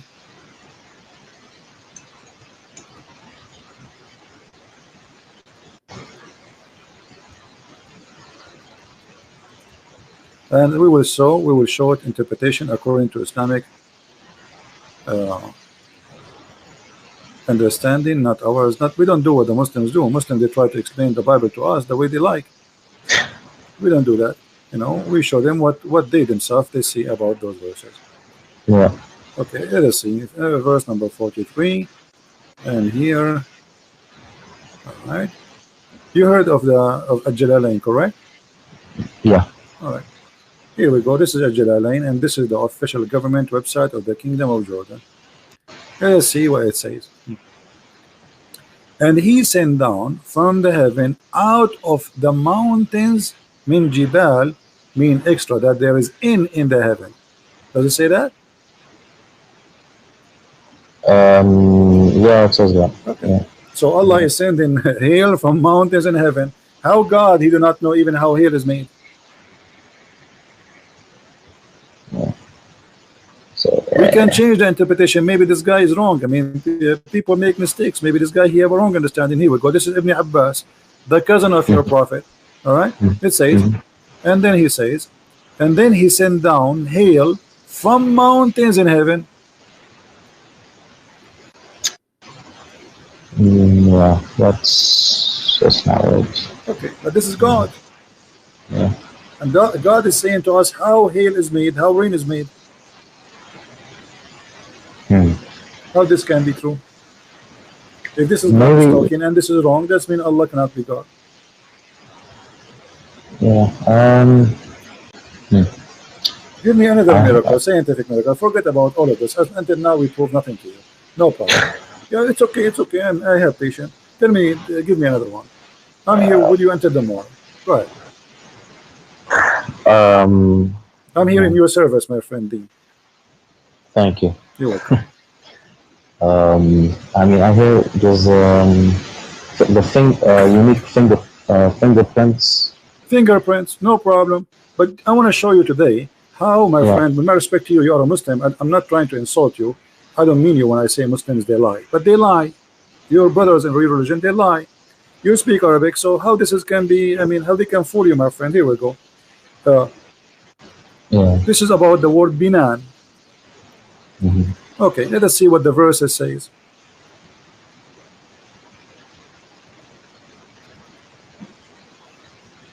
Chapter 75, verse number 4. It says, aren't we able to put together his fingertips?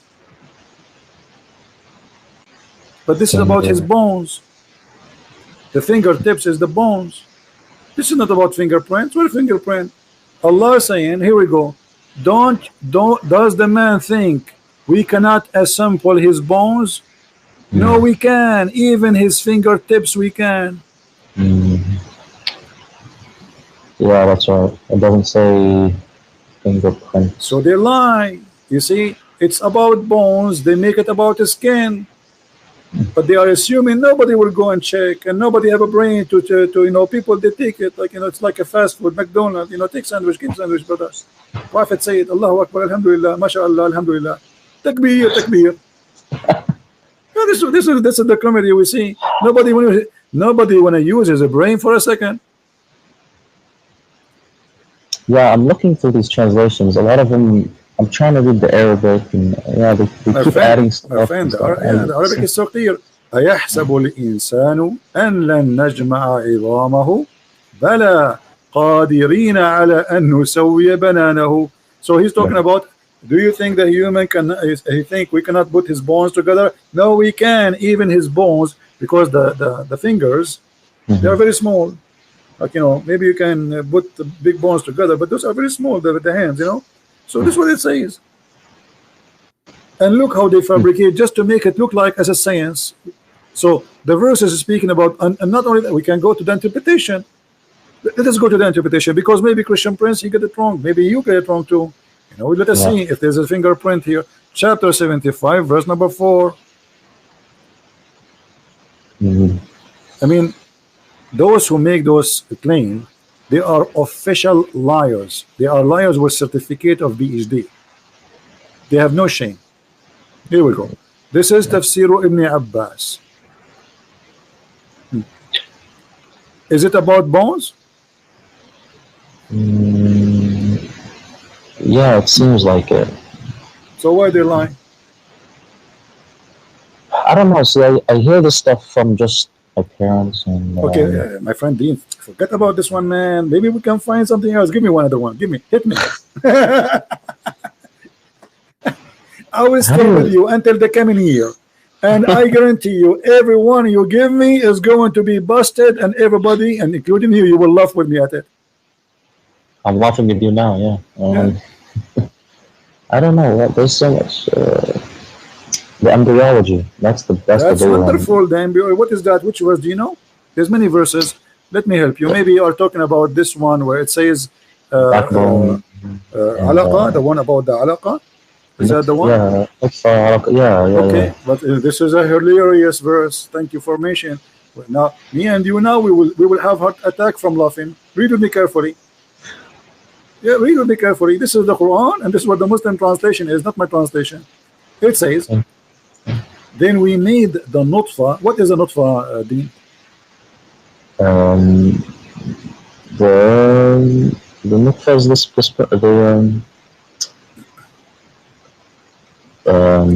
nutfa is the sperm. That's wonderful. We made the nutfa into a congealed blood, alaqa, a thick of a congealed blood. Okay, do you agree with that, Dean?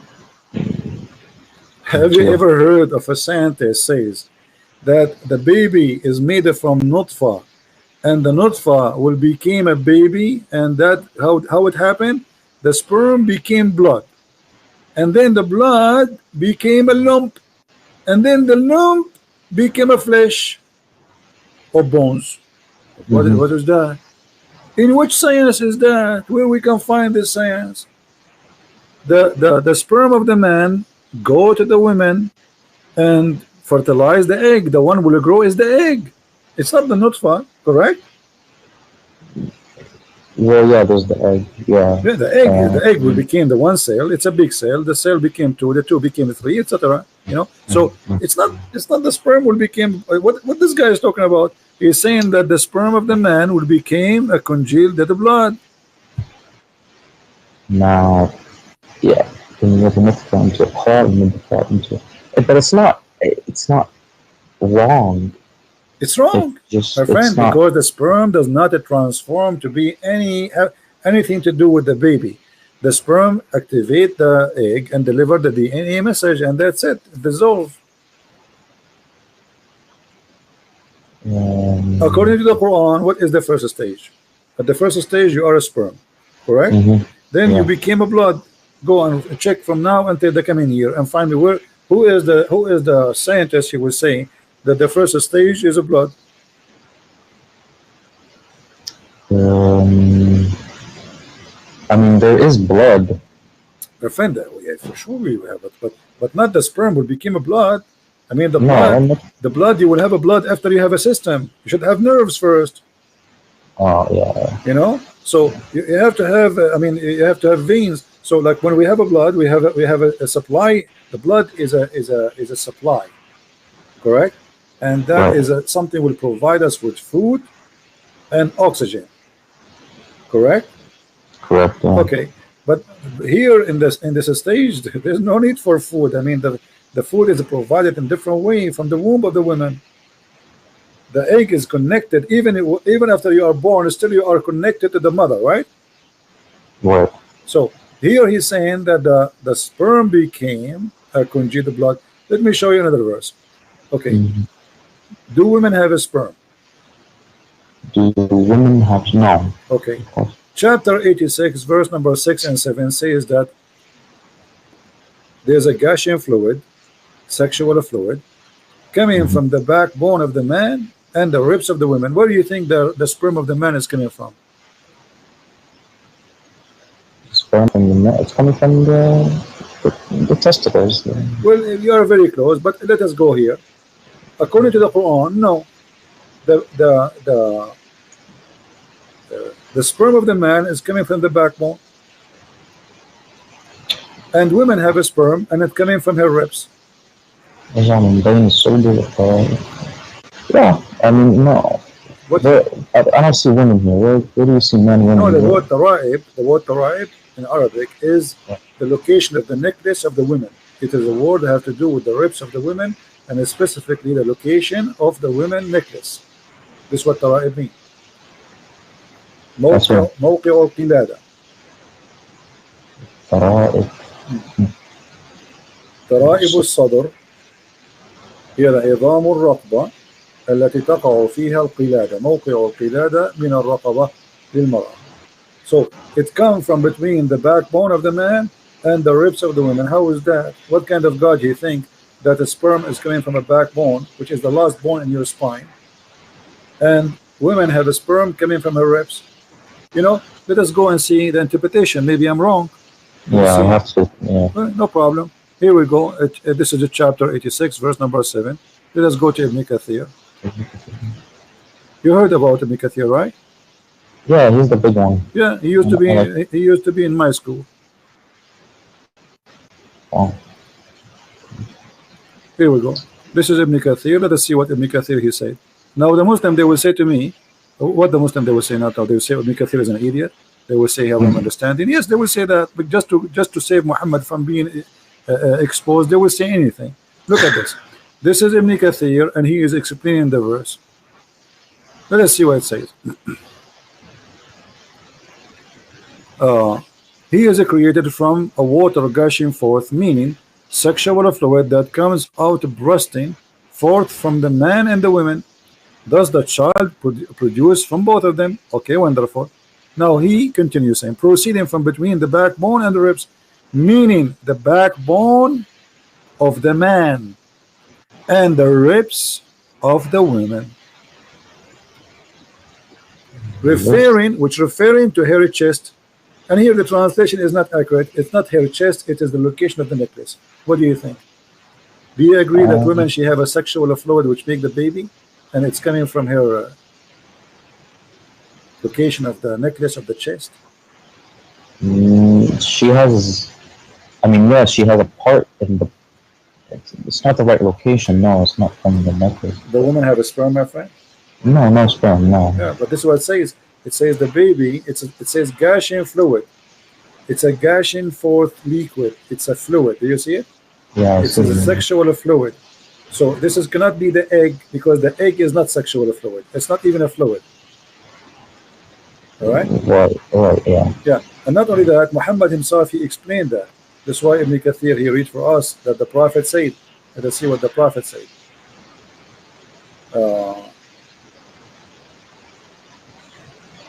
There's a hadith where Muhammad said, explain something. Let's see. Where is the hadith? I hope they did not take it off, because they do that. The Muslims, they are trying, yeah, they do that actually. There's a hadith where Muhammad, it's in Arabic, I can show it in Arabic.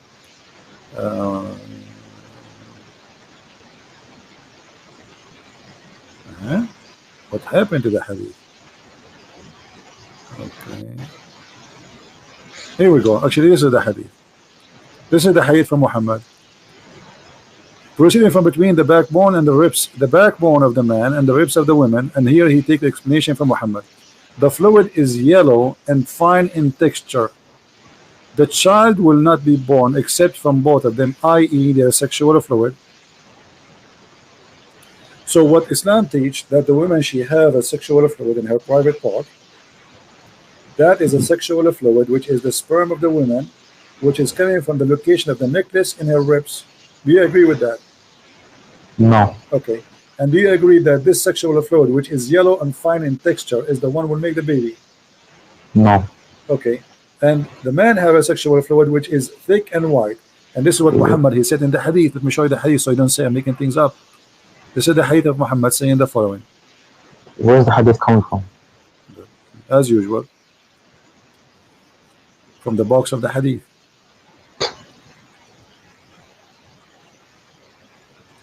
Here we go. This is your prophet explaining the same thing, and this is Sahih. I came to the prophet. Okay, no, this is not the one. Here we go. Let me show you the Sahih.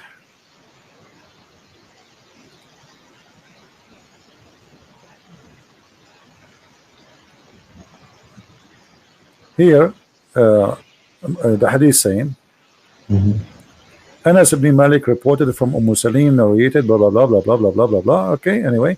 Then it says, in case that the woman sees that she must take a bath, she sees what? She sees a dream. She have this charge. When a man sees sexual dream, and the woman sees sexual dream, he says, upon this, she asked him, a woman, she said to him, what I will do if I see, you know, I have orgasm. He said, upon this, he says, the wife of the Prophet, he says, does really this happen? Because the wife of the Prophet, she never had orgasm. So she looked like Muhammad is not doing a good job in the bedroom. Otherwise, Muhammad, he says, yes, it does happen. Otherwise, how can a child resemble her? Man discharge, i.e. sperm, is a thick and white, and the discharge of the women is thin and yellow. Do you see it? So the one resembled comes from the one who you know, his orgasm comes first. In different hadith, the translation is more accurate. It says the one who comes first, he controlled the resemble the look of the baby. Here we go. This is the hadith, and this is Sahih. Read it. Yeah. The Messenger of Allah said, the man water is thick and white, and the women water is thin and yellow. Which of them comes first? The child will resemble the parent. Yeah, that's that. I don't think that's not right. Is the hadith is Sahih? Yeah, Sahih. This is very Sahih. But I mean, yeah, I don't. Well, my friend, Dr. Muhammad, he knew best. Come on, we have to admit, me and you.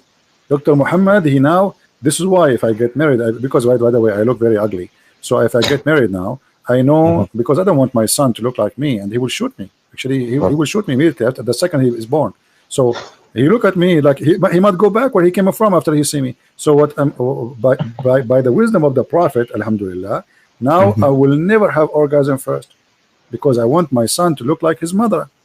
You know, actually, he will not like his mother because he can't be a son. Because Muhammad here, he mean too, not only resemble as a look, resemble as a gender. I can show you the other hadith. It says, so if the one who comes first, if the man come first, the baby will be a boy.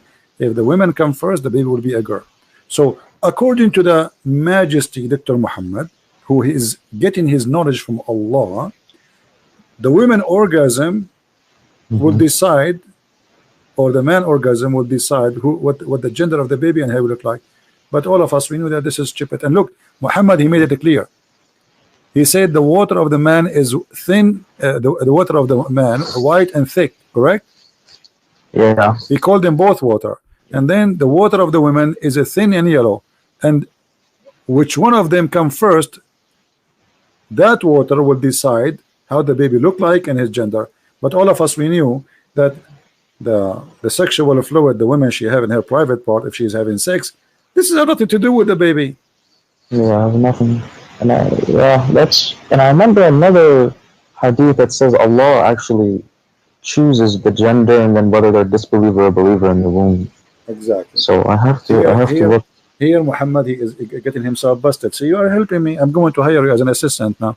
So because in that hadith it says that Allah, he sent an angel, right? And then he write the destiny. But look, Muhammad, in that hadith, you see, there's something I like about your prophet. He cannot keep his mouth shut. So look what he said. Do you know how long the sperm of the human being can live? A couple of days, maybe? 5 days. Look what Muhammad said, my friend. I mean, your prophet is amazing. Look at this. Your prophet, he said. He said, not me. Remember, don't curse me. When the drop of semen remain in the womb for 40 or 50 days. Look, your prophet is very honest.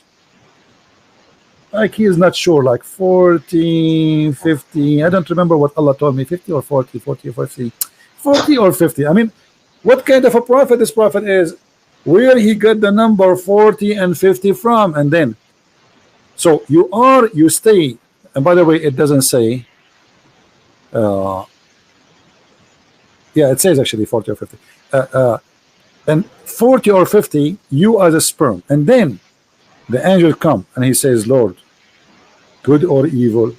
The guy is a sperm. Now you are thinking of, so you are a sperm, and now Allah is deciding what you will be. All right. In different hadith, actually, Muhammad, he said the following, which is getting more funnier. Because you are 40 days as a, you see here, as a drop of semen, and then you became a clot of blood. Yeah. And then at the end, Allah will decide male or female. Do you see it? Last thing.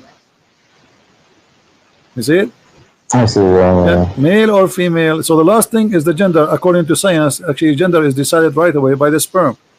The sperm, when it go inside the inside the egg, fertilize, and that sperm decide the gender is not what he's saying. According to Muhammad, the last thing is the gender. Here you will see the same. You know. Look, all those hadith, they are saying the same. Yeah. Read this one with me. This one is fantastic. This one we can make movie, me and you, about it. If you have money, we can, you know, we can ask Sylvester Stallone to be the, you know, we make him go back. We make a cartoon movie like he was a sperm, Sylvester Stallone, and now he go in a mission and he stay as a sperm in the womb of the enemy for 40 days. Look at this. Yeah. In the form of a semen for 40 days.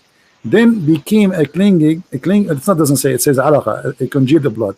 For the similar period, so you are now 40 days as a sperm, and then 40 days as a blood, and then 40 days as a loom of a flesh. And that's it, the total is 120 days, the baby is done.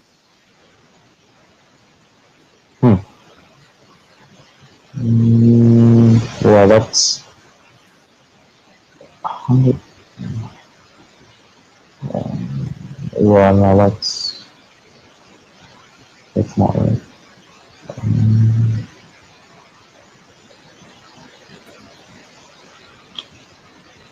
And this is reported by who? Both Al-Bukhari and Muslim. Yeah. Now the hadith, the hadith is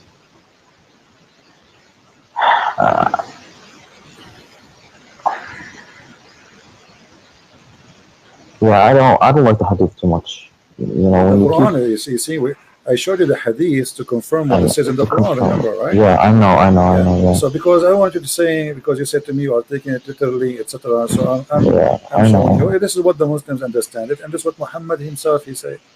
Forget about this. Give me another miracle. Forget about this. But nothing is working. Nothing is working. What I can do? Maybe you never know. Maybe this one coming one is going to work. Give me another one. Just last one. But the last one, try to choose something that can hit me in the head, break my head to pieces. Last miracle. I mean,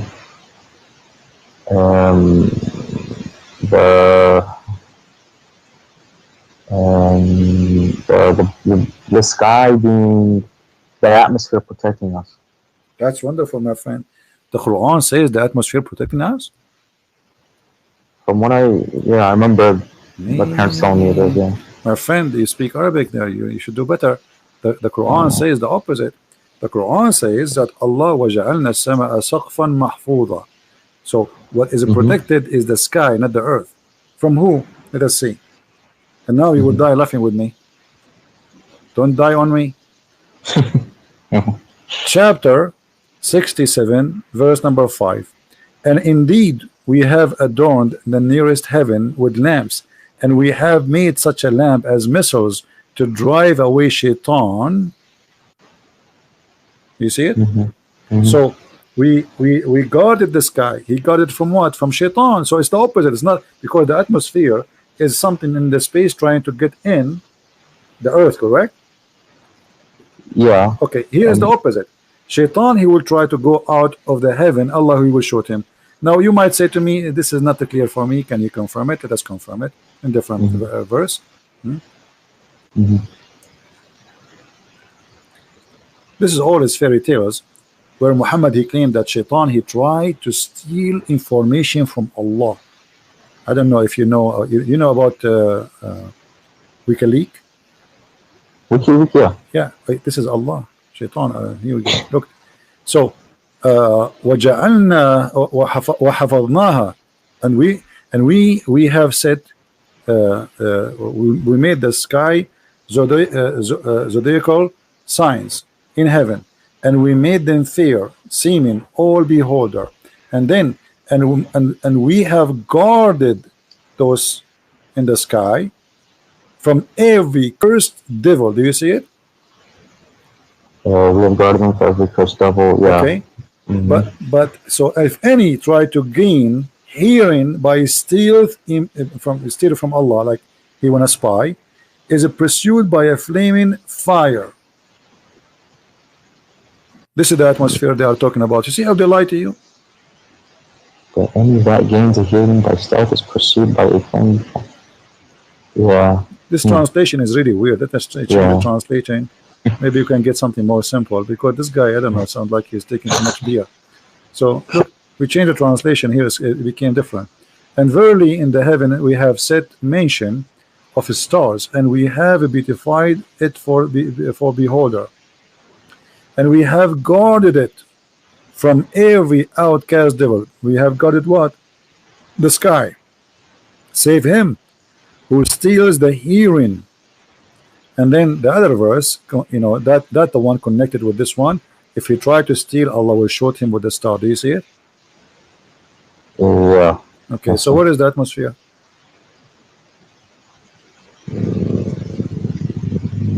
Yeah. And here there's a mistake. You see, the same verse here, they say that this is about the atmosphere, but the verse saying that the stars is located in the nearest heaven. That's mean if this is, but yeah, it says the lamps in the lowest heaven. Yeah, okay, I see. Yeah. The lamps, missiles. And the Shaitan, he live in the earth. So Allah, he showed Shaitan by a star. Do you know how big the star? Yeah, there's no. This is all his fairy tales for kids. I mean, come on, you are smarter than this. You really believe in this?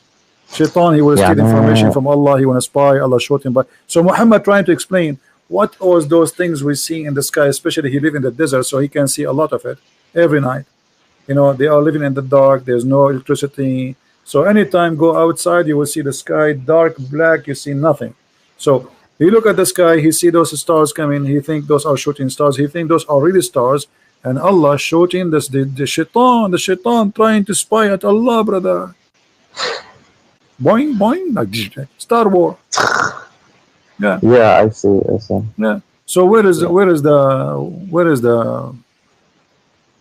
Yeah, I don't see anything. See, Yani, see, the thing is, I don't look in. You know, I just kind of hear what people tell me. I don't really look into actually reading the verse, but I'll have to go back and do some more reading, really try to understand. Yani, you know your stuff, man. Let me see. The sky سقفا محفوظا.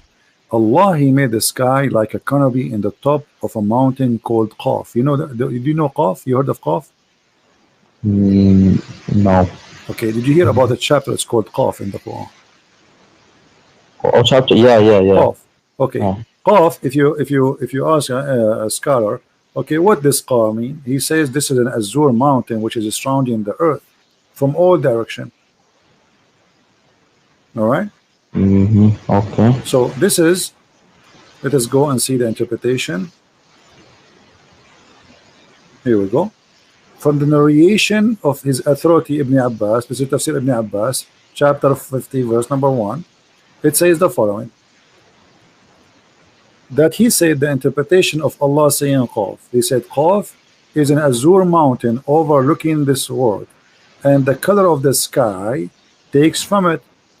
Allah swear by it. Do you see it? So what happened is that this is a mountain, it's a blue, and it's surrounding the earth from the earth is a flat, and there's a wall fence, and then in the top of the fence, in the top of the wall, like a room, there is a dome that is, or a roof That is the sky, and the reason the sky is blue because of that mountain. It's clear. I mean, what's wrong with you? Come on. Isn't it clear? Doesn't say that, or I'm saying that? Yeah, and there's a mountain overlooking this world, and the color of the sky takes from it the lost program. Yeah, true story, brother. This is a pure science, Islamic science. Yeah, I've never heard of this one, but yeah, that's. Do you have more miracles? Well, Come on, Dean, leave Islam, my friend. You are smarter than this. You are trying to, okay, well, obviously, I can tell you, you yourself, you are not convinced for a second with this madness. I've questioned it before, but I've never, I've never really actually looked into the miracles. That's my friend. Anything you see, bring me anything about this cult. This is the most silly, stupid cult ever you can imagine. You speak Arabic, so you have an advantage. You see, they can fool someone. He don't speak Arabic. He know nothing about Arabic. They can say things that not exist there or fabricate. But you speak Arabic. I mean, how is it? Yeah, that's the biggest thing. I'm looking at the translation, and they're not. They keep adding stuff that's not in the Arabic. So no. It is in the in the translation, correct? Yeah, but actually, but do you know that Ibn Kathir in Arabic is like disappear totally in English? There's hundreds of pages from Ibn Kathir in Arabic is taken away from the English translation. I can't find why. They took it off. Anything will look embarrassing for Muhammad. As an example, the story, if you go to read Ibn Kathir in English, read the story about Al-Gharaniq. You heard about Al-Gharaniq, right? When Muhammad, he says, the 3 daughters of Allah, their intercession, it's a must. So, all the story there in Ibn Kathir, what happened exactly is gone. You open Ibn Kathir in Arabic, you speak Arabic, open Ibn Kathir in Arabic, open Ibn Kathir in English website, and read, you will see it's gone. The story of him bowing down is gone. The story what he said is gone. Everything is gone.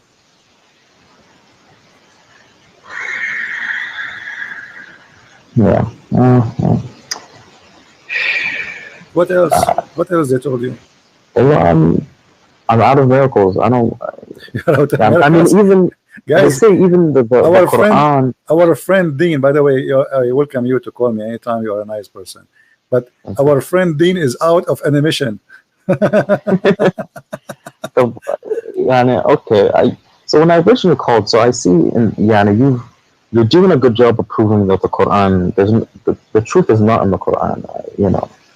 I see that, but now a lot of this stuff you can also, turn on to the Bible, and I don't know where the truth is in the Bible either. So that's where I'm. My friend, let us take it step by step.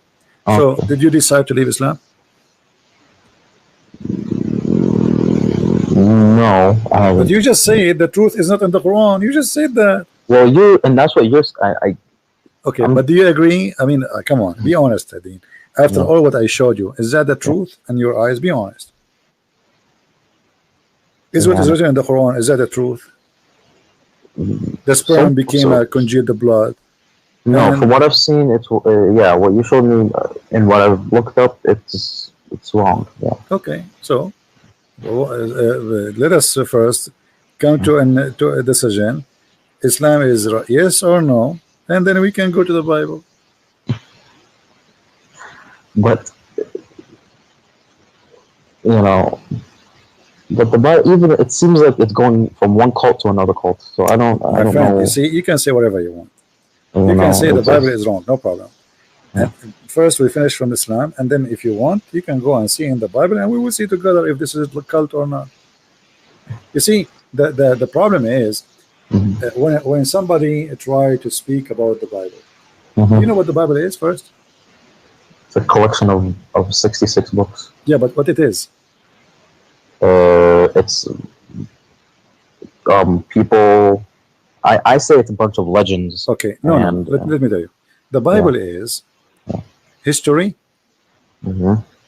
history of a man, stories of the man, stories, and the words of God, which mean there's parts where God is talking, and there's big part where he said, she said, this king he said, this prophet he told this person. So stories, all right. So Okay. if you want to judge God, you judge God by his teaching. Where's The that? rest, which mean, okay, Jesus said to me, do this. That is God for me. Jesus is God. All right. Okay. Now, if there is a story about a king fighting with other king, this is history, and it's written there because this is the history of the Jews struggling with God, disobeying or obeying. So the Bible is very honest and writing history. As an example, when David disobeyed God, the Bible says David disobeyed God. As simple as that. So it is a history of sin, people committing sin against God, people commit sin against each other, people doing bad and good. That part is for us to learn about history. However, there's a part where God he speak. So when you want to judge, you judge what God said, not what I say. Let us say I was exist in the time of David. I enter upon David. I say, David, you are blah blah blah blah. Okay, and then the one who they are collecting the history, they wrote that in the Bible, because we as a Christian, you know, we don't say the same as Muslim. The Muslim, they say the Quran, every letter there is written by God himself, correct? Right. No, for us, we don't believe in that. For us, we believe that the word of God is in the Bible, but in there too there's man history, which means this is a book written by the man about God and about the man. So there's a stories about the man, and there's a stories coming from God. Same things, God he gave orders. So God said is God said. Man said is man said. Okay. Now, how do you know it's coming from God? It says there. It says.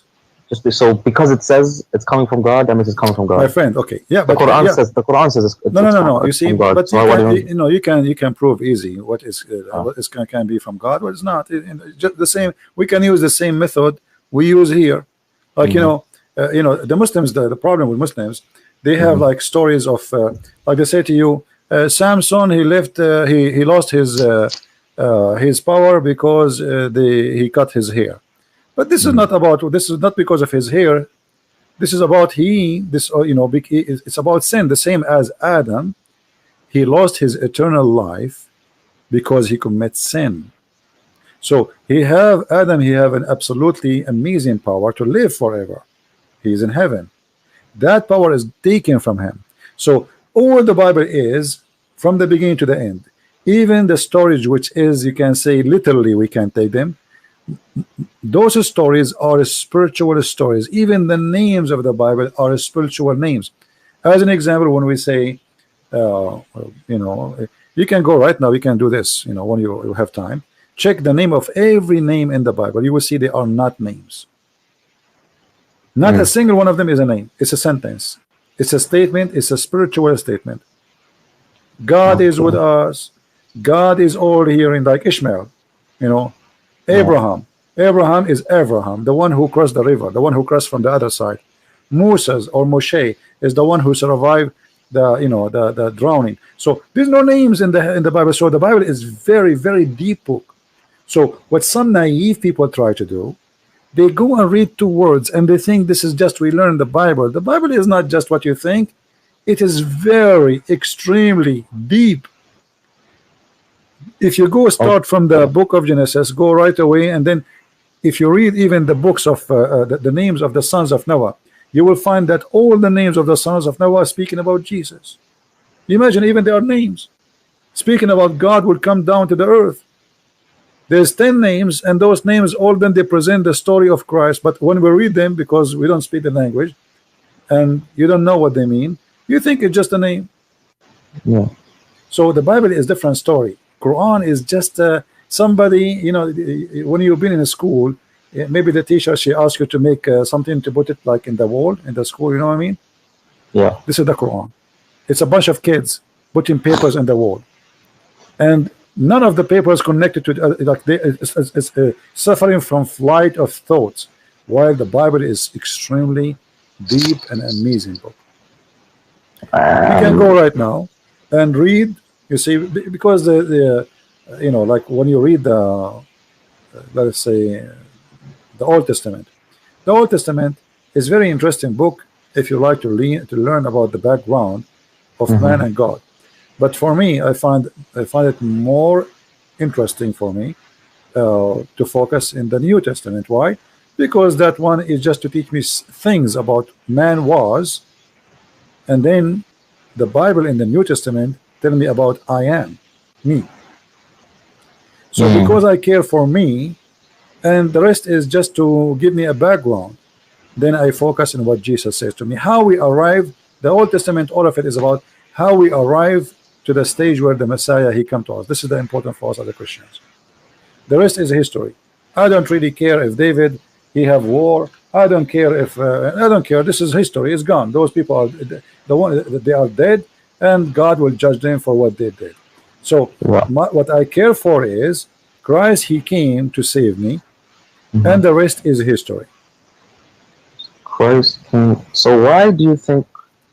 I mean, like you said, we're just a little tiny dust in a there's millions of planets and galaxies. Why do you think Christ came to this planet specifically? There's so much more to the galaxy. It doesn't matter. Let us for the sake of argument say that God, he created a human being in many galaxies. God, we believe God is love. Our God have different character from all other religions. So we believe God is love. This is what the Bible says. God is love, literally. So because God is love, that means he created us because he loves us, not because he want to abuse us. And if you love somebody, aren't you willing to go and save that body? You do. Yeah. So it doesn't matter how small we are, and we are nothing for him, but he is an absolute loving. His love, his nature. This is his nature. You know, it's like saying, why love? You say to somebody, why love is why somebody he go and he like his family is in the house, he jump inside the house, there's a fire, and just to save his child, he would die there because this is love, my friend. Yeah. It's something you cannot explain because it is more than we can explain. God, he created such a thing, for this is coming from him. He is the source of all love. So when a woman, and the other day I saw a video, I don't know if you saw it in the internet, where there is a dog, a female dog. She put her babies in like a hole in, you know, in the ground, and then the ground collapsed.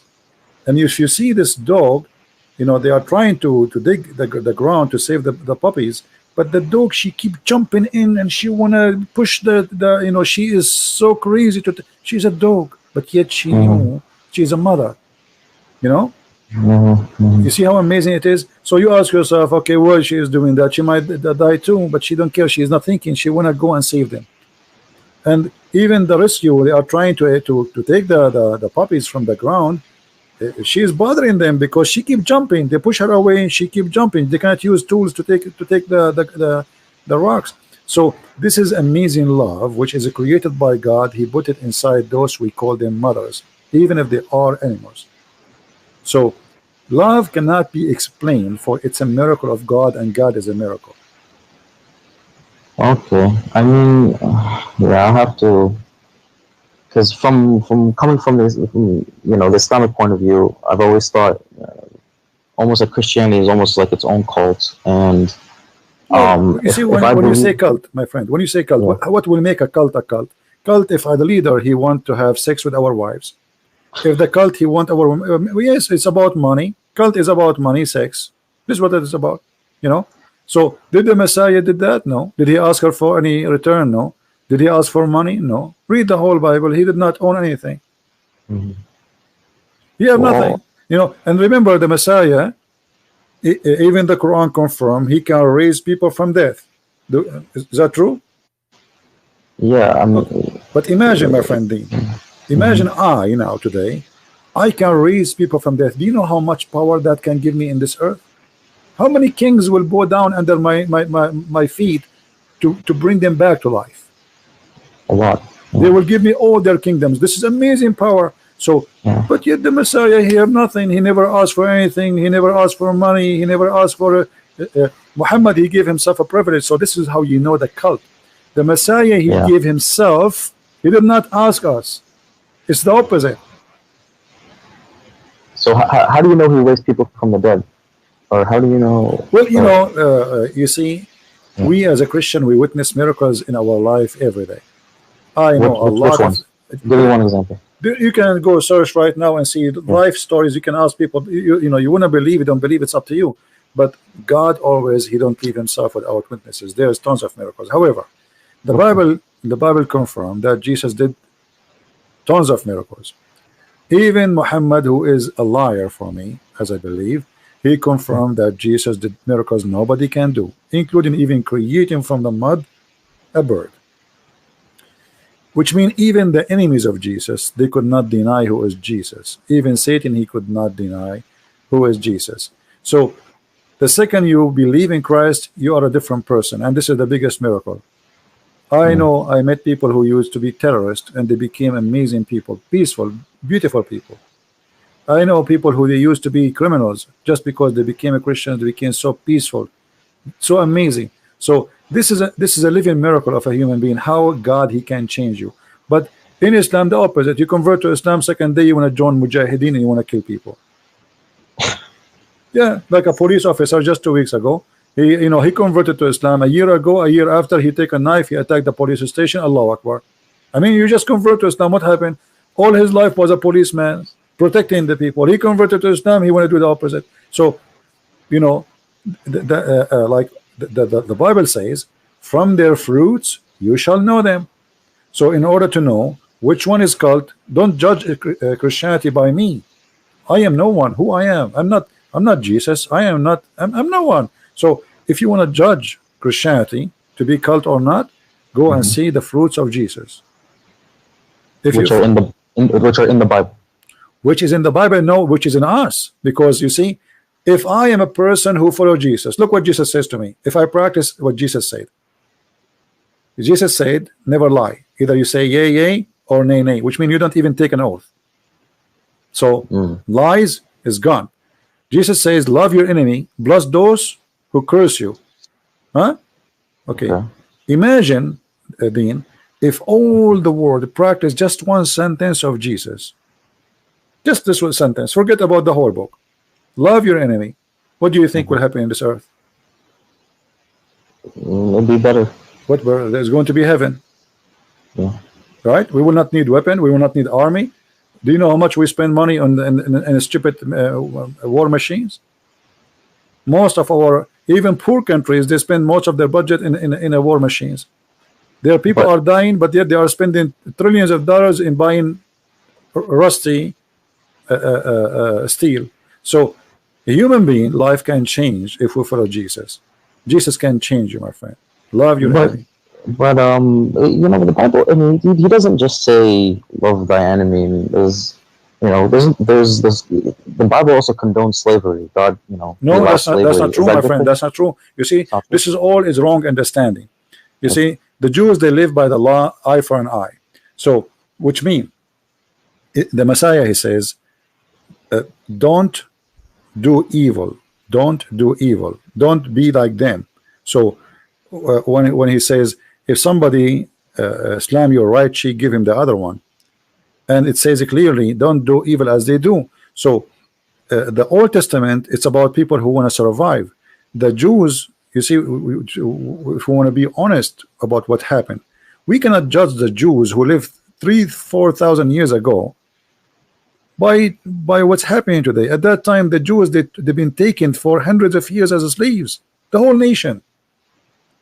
So you are asking the Jews that you cannot treat your enemy the way they treat you, but your enemy can treat you as they wish, and that will prove that you are a good person. This is what you are saying to me, right?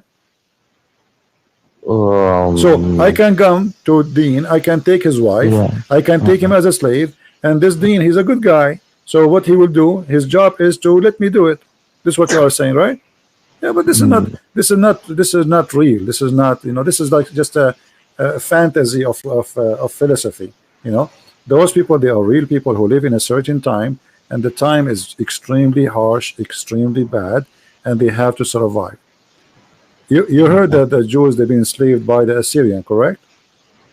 Yeah. Okay. The whole nation been taken. I mean, imagine the whole nation, not like a 2 or 3. They took them, all of them. the women, the children, the goats, the cows, everything. And the same happened to them by the Egyptian, correct? Yeah. So in order to judge somebody, we judge him by the time he lived. Muhammad, he came 600 years after Jesus. So after Jesus said, love your enemy, making a human being live forward, higher standard from before. Things is changing forward. Muhammad, he took us back to the cave time. Well, I don't agree with judge someone by the time they lived. I don't know about that. No, we have to agree. Like imagine you say to me, we have a law for cyber crimes, right? Okay, but at that time, what if imagine you make a cyber crime law at that time, people will laugh at you, right? Right. Okay. Yeah, right. So everything have a timing and have a reason. So when like you said to me about the law, like Musa says to his people, do this and do that. But most of those things, if Musa says those things today, people will laugh at him. Right. Yeah. Because what like imagine make a law, you have to go away from the camp when you do your like the call of nature. I mean, we have the bathroom just a few steps away from in our house. So every in order to judge an order, you have to judge it by the time it happened. First, we have to see if it's justice. We have to see if it's evil. We have to see how those people are treated.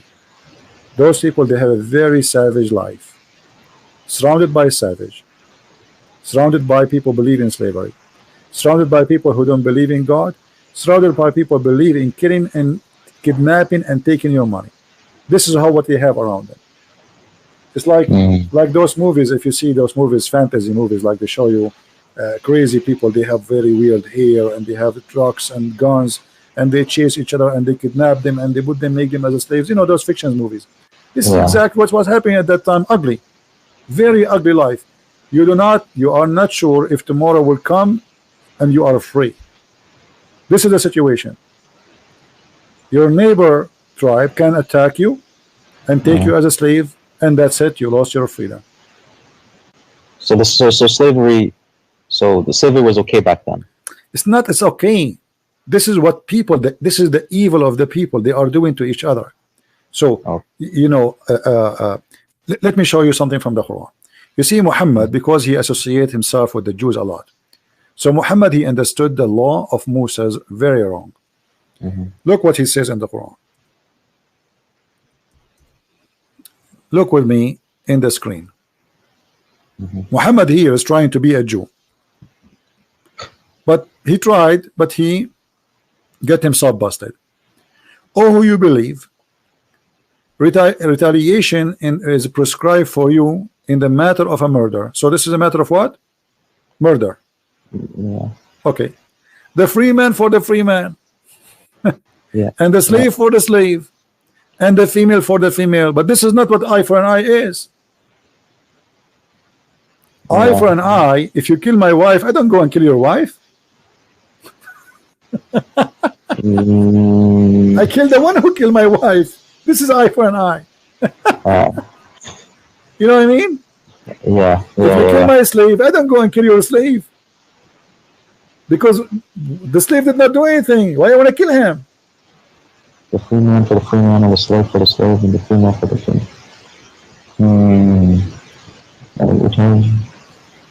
Yeah, that doesn't. Okay, so eye for an eye is about, let us say, public justice. You attack me, you take us, you enslave us. I'm going to attack you, and I will do to you what you did to me. All right. Muhammad, he took the law of Moses, but he practiced it in a very funny, stupid way. Because free man for the free man, that's mean that if a free man kill a free man, the free man will be killed. If a free man kill a slave would be killed. Slave for the slave. So a slave he die, a slave will be killed. If you go and read the interpretation, you will see clearly it says if a free man kill a slave, a free man will not be killed. And then he says female for the female, but this is stupid. What do you mean female? You should say the one who killed the female should be killed. Yeah. So later Muhammad, when he did this law, people, they start laughing at him. He abrogated this verse. If you ask Muslim, they will say to you, this is abrogated. Okay, why did Allah find himself funny and stupid? Yes, he found himself stupid and people laugh at him. Otherwise, he will keep it. Ask Yeah. yourself, I am a prophet. I make a verse. Why after 2 weeks or 3 weeks I will abrogate it? Doesn't make sense. It's not like, if this is a verse was given by Moses and Muhammad came 1,000 years after, I understand there's a huge different timing, as we said, because there's a law match with the timing. But this is the same prophet. After a few weeks he changed his mind because people, they start laughing at him. For this is not a justice. Yeah. So if you want to understand what people they practice during their lifetime, you have to put yourself in their shoes. Muhammad, he did nothing, and he have no God. This guy, he is a stealing law of somebody, and because he didn't understand their law, his law became funny. This is not what Musa said. Yeah. You know what I mean? So okay. Yeah. So when you see in the Old Testament war, well, those people, everybody his hand on them, everybody want to kill them, everybody want to fight them. So they are living in the time where everybody attacking everybody want to take them slaves. So either you die or they die. As simple as that. This is the balance. Yeah. The Roman and the Persian before Christianity, they were killing each other for how many years? More than 300 years. Non-stop. Yeah. Okay, what is the reason? I mean, did the Roman have enough land? No, they never have enough land. They want to take more and more, and the same as the Persian. And then Muhammad, he did the same, and his followers. So all of this is about evil and power and money, and slavery is a source of money. Yeah, I guess. Yeah. So what I'm trying to say to you, in order to judge somebody, live in his time. So to judge Muhammad, so live in you his can't time. judge No him. problem. No problem. You can't judge him on the 9-year-old. No, having I sex cannot. with a I have to judge. I have to judge him. him. I have to judge him by his time. As an example, the Christian, they never attack Muhammad. So why he attacked him? No problem. I mean, okay, if somebody attack you, okay, protect yourself. You have the right to defend yourself. But the Christian, actually, even the Muslim, they're saying the Christians, they gave him refugee in Ethiopia, which means if not the Christians, he will be dead. Yeah. Is that how you return? The Jews, Muhammad, he ran away from Quraysh. He went to Yathrib. Yathrib, this is the city of the Jews. They welcome you in their city. Why you kill them later? Yeah. Yeah. So here we see a person, like, I mean, if you have a dog, you feed him, you give him a bone, he will never bite you. Yeah. So if you want to compare, if you want to see, okay, well, at that time life is evil, life is ugly, life is disgusting, but Muhammad, he was just following the same life. He did not make it better, he made it more ugly. Actually, he made it legally in the name of God. Yeah, that's true. Yeah. Like when he says go and attack the Christians and the Jews and force them to pay jizya. Okay, what is the purpose of this? Do you know what was the purpose? So they don't die. No, I mean, why he did decide to attack the Christians? What happened? Oh, he just I don't know. He just wanted to be a warlord, so he wanted to. No, actually, there's more than this. You see, we have to go. This is why I advise you, Dean, when you read anything, to go deeper than what its appearance, and try to get the story. You see, if you go to the verse before it, chapter 9, verse 28, it says, "Oh, who you believe, the idolaters only are unclean, najis, filthy. You know what najis mean, right? So let them not to come near the holy city." Okay. And so now there's no business, because nobody can enter Mecca and people will die. Where is the business? Look what we said. Look at this. So if you fear poverty from losing of their merchandise, this is the translation of the Muslims, Allah shall preserve you of his bounty. How? The verse after it, fight against the Christian and the Jews and force them to pay jizya. Do you see it? Yes.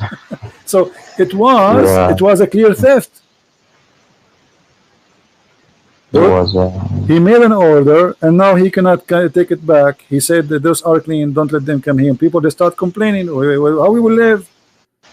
Who's going to go and visit the Kaaba and spend money here? The Kaaba is a big business. It's a pagan business. So Yeah, Muhammad, you have to come with a solution. Attack the Christians, force them to pay jizya. And look here at the hypocrite Muhammad. Christians, they worship Jesus as God, correct? Okay. Muhammad is willing to let you worship Jesus if you pay him money. I mean, isn't it obvious? You see, the Jews, they fought people who don't believe. Right? They fought with people who don't believe. So they did not say to them, if you pay us, it's okay for us. This guy, you can bribe his God. Just give him money. Okay, worship whatever you want. You want to worship Jesus? Worship Jesus. You want to worship Obama? Worship Obama. You want to make a Trump as God? No problem. Give us money. This is what Muhammad is saying. Maybe he's just tolerant. He's being nice. No, this is about money, right, my friend. It's in front of you. If you fear poverty, Allah will give you a solution. Don't worry. What's the solution? Attack the Christians. Attack the Christians until they pay you, not until they convert to Islam.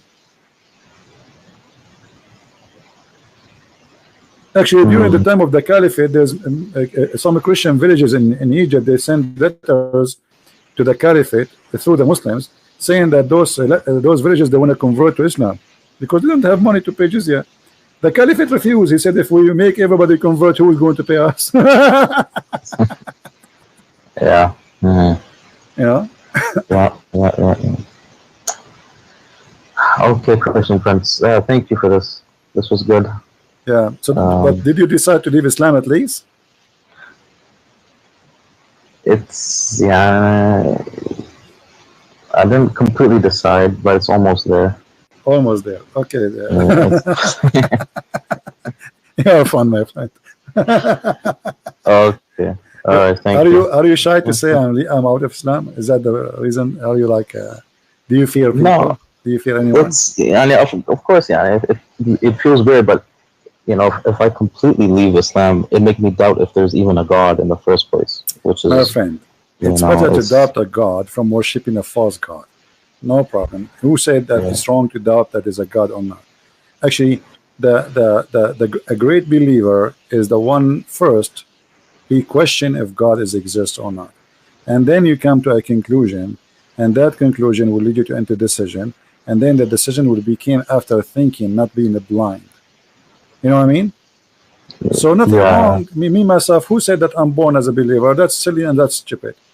You know, all of us we question, all of us we wonder, like maybe Christianity is false, maybe Jesus is just a normal person, maybe. I ask myself all those questions. So nothing wrong with saying I am out of this, and being an atheist for a second is better than being a slave of God, which is false God, for all your life. I agree. Yeah, I agree. You know, at least free yourself, and then you are a free thinker. Think, be free. Yeah. You know, it's like how I can see. I mean, what is out this box if I don't jump out of it? Then I have a question for you. Then how did you come to realize that God existed? Well, there is many ways. You see, the first thing will take my attention is how deep the teaching of the Messiah. When you read any of his statements, you will see that even though he spoke 2,000 years ago, even though you are reading a translation, which will make it less, let us say, I mean, it's like we lose a lot of let us say, the language power, but it's still, you will see that you feel something. It's like speaking to you about you. It's not about Jesus. If you open any chapter, wherever Jesus he spoke, you will find that he is talking to you about today, your life problem, not about something happened 2,000 years ago. Which means this message is very special. It doesn't expire. It's not about certain time. It's about you and God. It's not about all people. It's about you as a person. So speak to you in a very personal way. I never read the Bible. I never read a speech of the Messiah, even though I did read it 100 times. Each time I read, I learn something new and I feel something different. You Yeah, can I try know that yourself. when I read the Quran, I was always feeling something. You know, sometimes I cried too. So you know, Maybe because this is under the influence. You cry from what? From this? yeah, I reading the Quran sometimes, or just listening to it sometimes. My Yeah, friend, maybe because you are not having a deep thinking. Uh, yeah, you know, like you know Arabic, right? Read with me carefully. yeah, Okay, yeah. you said you cry. I want to make you cry now. Read this. Okay. You see, I did not change the verse. Here we go in front of us. It says, اتخذوا أحبارهم ورهبانهم أربابا من دون الله والمسيح. Disaster. Here we go. I told you you will laugh. Here we go. What kind of religion this religion is? This is Arabic? How you say they took their monks and rabbi as gods instead of Allah and the Messiah? Yeah, And then the Muslims, in order to fix it, they say, no, no, no. Here, Al-Masih go back to the Wa'id go back to Ahbarahum wa Ruhbanahum. I never heard of such a thing. It says it clearly, they took their rabbi and their monks as God instead of Allah and the Messiah. Anyone who speaks Arabic, he will notice the Quran saying that you should take Allah and the Messiah as God. But in the translation is different.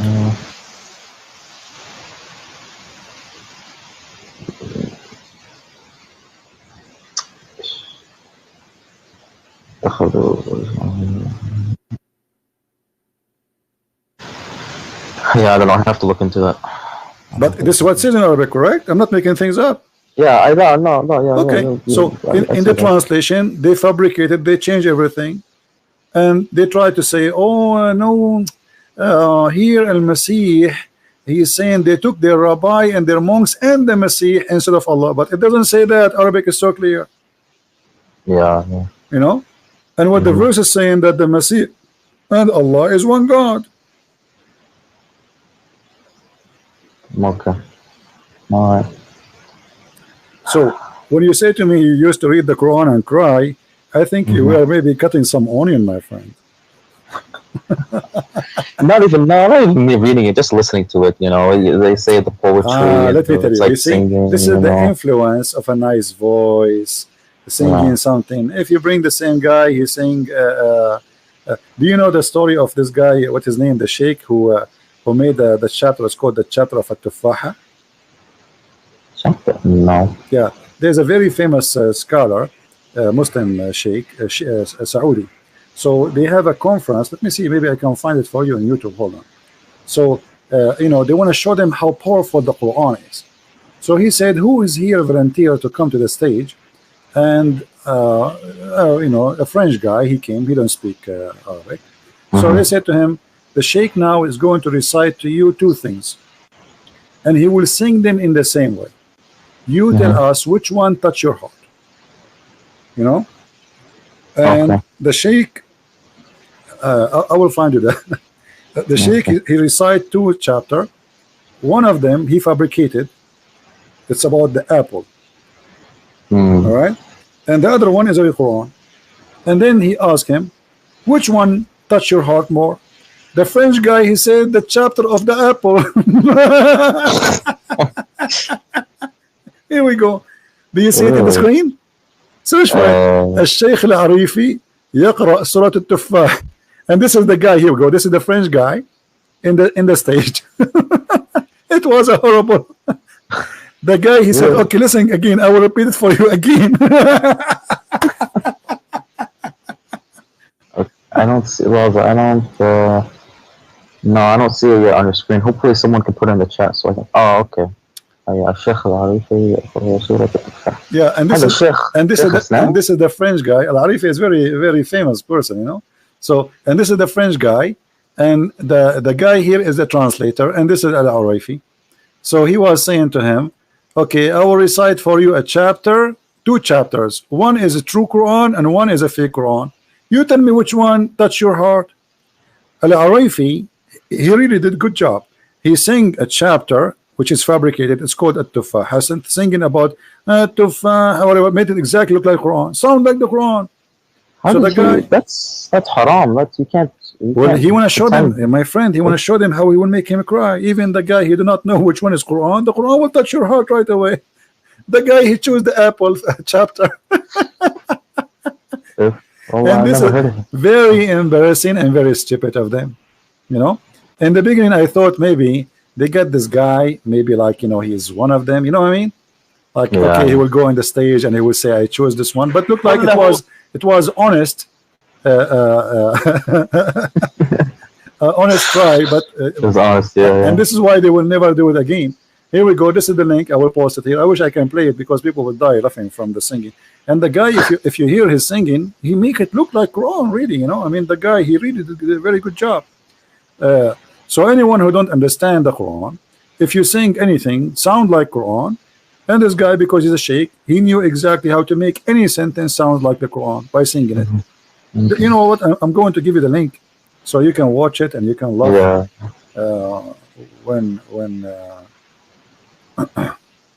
Okay, so hello. What you're saying is, you know, the Bible is from God because when you read it, you feel something. Always, my friend. God. That's what you're trying to tell me. That's not only you feel something. You see, there is a present of God in the words, which means you feel something will change you, not something just will touch you for a second and will go. You will change. You will be a different person. So it's not just like, okay, you know, if I go in a hot room, I will get hot, correct? Right. Okay, if I go outside in the cold, I will get cold. But this has nothing to do with God. When I'm in a hot room, I will be hot, right?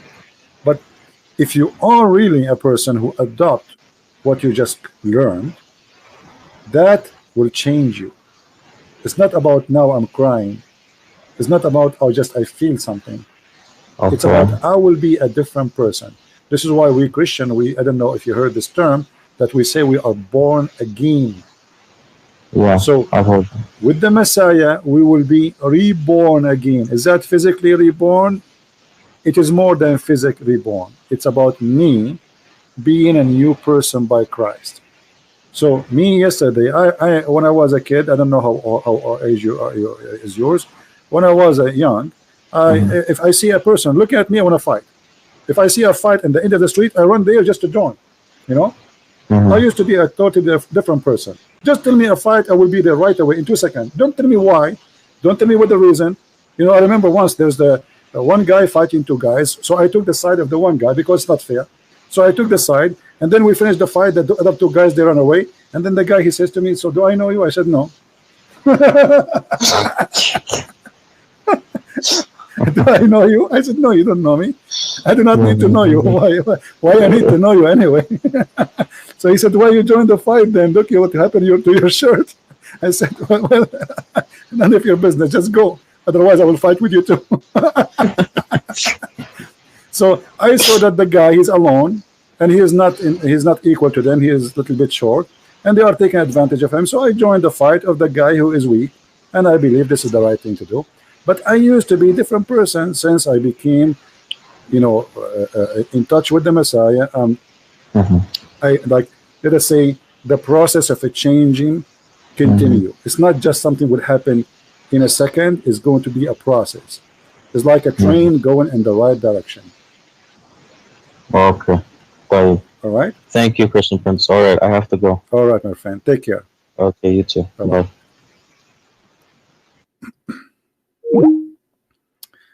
All right. Well, I can tell that he decided to leave Islam already, but he is shy to say. Right?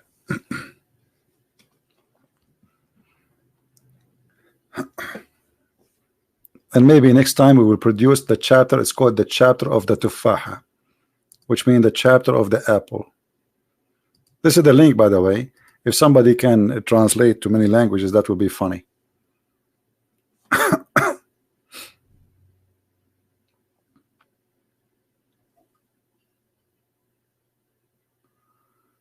What if he was a criminal and there are 2 cups? That's not smart question, my friend. People sometimes they say silly stuff. What if he's a criminal and there are 2 cups? Oh boy. people. So anyway, before we finish for today, just a reminder of what we said today. When a Muslim he come to you to debate you about the truth, in which book? Is it in the Bible or it is in the Quran? Don't waste your time, especially if it is a debate, which means it's between two people. One of them, he is doing it as a business. The Muslim, he is, let us say, a sheikh. He is not coming to debate you, he is just coming to argue. And the argument is very simple. The Bible is corrupted, then remind him that the Bible is the book of Allah. And if Allah allowed the Bible to be corrupted, that's mean this is by his will. If it's against his will, that's mean Allah cannot be God. Because if I do something against the will of God, that will be contradiction for what Muhammad taught. For everything happening in this earth is by the will of Allah. Nothing, and the Quran confirmed that. So remember always this method. The Bible is corrupted, but the Bible is the book of Allah. So the book of Allah is corrupt. It's not, the Muslim is not accusing you. Don't start defending the Bible. Don't do that. Put him in the corner in 2 seconds, says, okay, I got you. The Bible of Allah is corrupted. In the second, he will say, no. I'm not talking about the Bible of Allah. I'm talking about your Bible. I said, my friend, I don't have Bible. The Bible is the Bible of God. Who is the one who wrote the Injil? He will say, the one who sent the Injil, he will say, Allah. Okay. Now, where is the Injil of Allah? He will say, it's corrupted. Okay, so Allah book is corrupted, so what's my business? The debate is over. So a Muslim, when he attacked the Bible, he is shooting himself in the foot, because there is a weakness in this cult. By Muhammad accepting to say that the God of the Bible is the same God of Islam, he cannot play games no more. For now he is saying that anyone who corrupt the Injil is corrupting Allah words.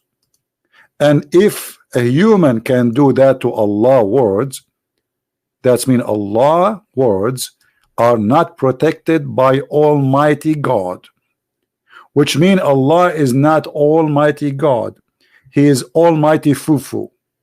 Anyone can change his words. And as long all the books who sent by Allah according to Muslims are corrupt, that's mean Allah, he proved to us that he is Fufu non-stop, over and over and over. Allah was Fufu with the Torah. Allah was Fufu with the book of Psalm. Allah was Fufu with the book of Abraham. Allah was Fufu with the book of Sulaiman. Allah was Fufu with the book of Isa. Allah was Fufu with the book of Idris. Allah was Fufu with all the names. We don't want to go to count the names because there are 124,000 prophets.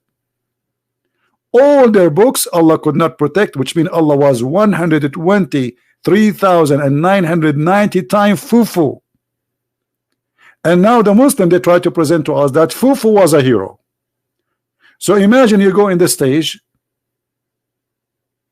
where people, they do wrestling, and you lose 123,999 times, and you win only once.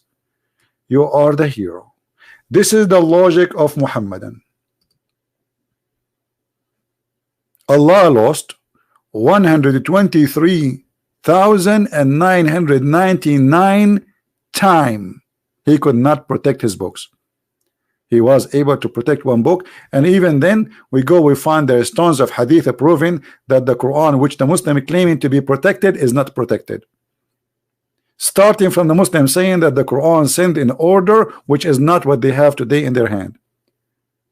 And not to forget that the Muslim today, they don't even have the Quran, which is between our hand, because nobody have this Quran.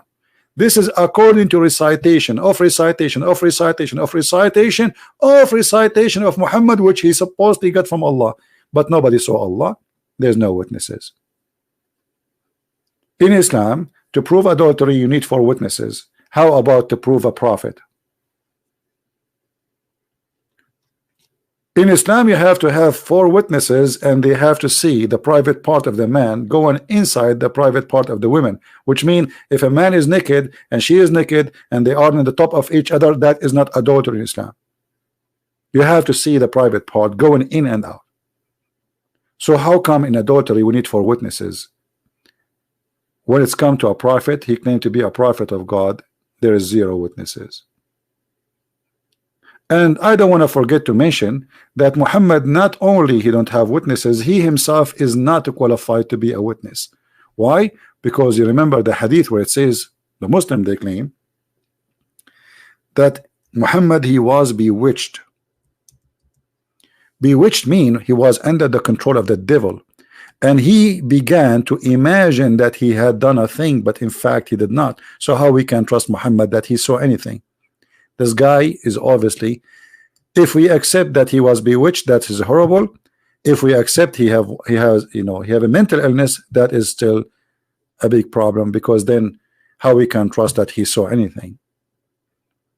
A person who is bewitched, the Arab in the old days, anyone, he is suffering from mental illness, they think he is bewitched. They claim magic is the reason for anything wrong.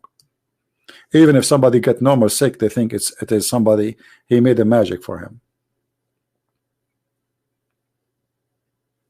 Even the sexual relationship of Muhammad life, it was fake, as you see in the hadith where it says that the prophet, he imagined himself having sex, but in fact he did not. So if his sex was fake, how about his God? He is imagining.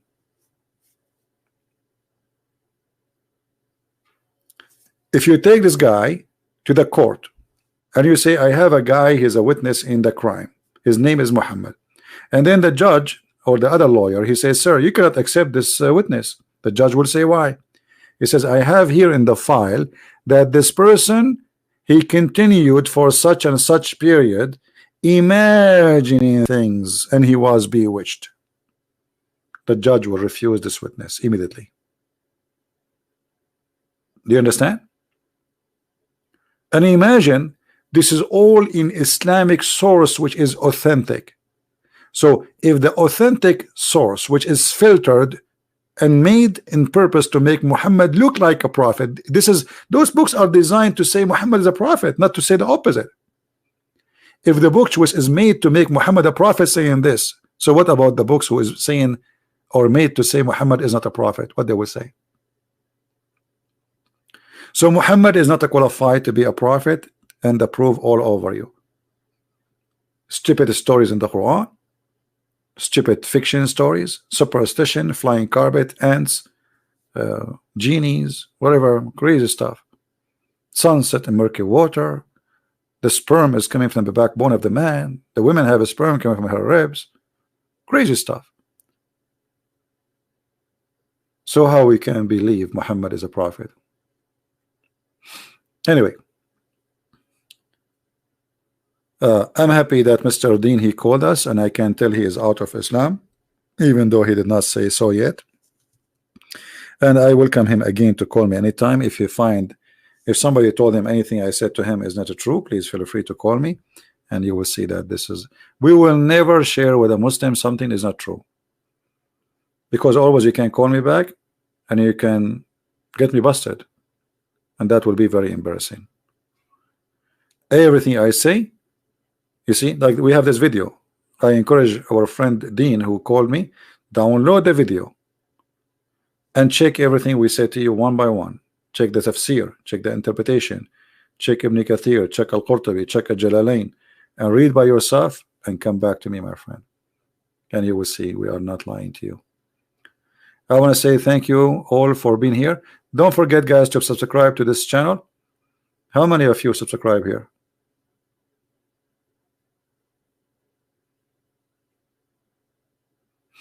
Don't forget to subscribe. So guys, remember, when a Muslim he speak against the Bible, tell him, okay, I got it, the Bible of Allah is corrupted. Right away you will see how the color of his face change. Just use your logic. Think about it. What this guy is trying to say to me. This guy, he believed that Allah is the one who sent the Bible, and now he's saying to me the Bible is corrupted. So he's saying to me, without knowing, that he is saying that the book of his God is corrupted. So what's my business? It's like somebody getting a gun and shooting himself in the foot, literally. He's accusing his God not to be God. So what's my business? The book always belongs to the author, not to the follower. If you buy my book from Amazon, that will not make it your book. This is my book. Do you understand? So if Allah is the one who sent the Injil and he is the one who sent the Torah, that means he is the one responsible for those books. A human being cannot be responsible for preserving anything, because even the Quran says so. The Quran says, Inna alayna jam'uhu wa qur'anahu. It is on us to recite and to collect, but Allah never recite and never collect, because Muhammad, even the Muslim agree that the one who recited the Quran to Muhammad was Jibreel. What is this verse? Okay, jam'uhu wa qur'anahu.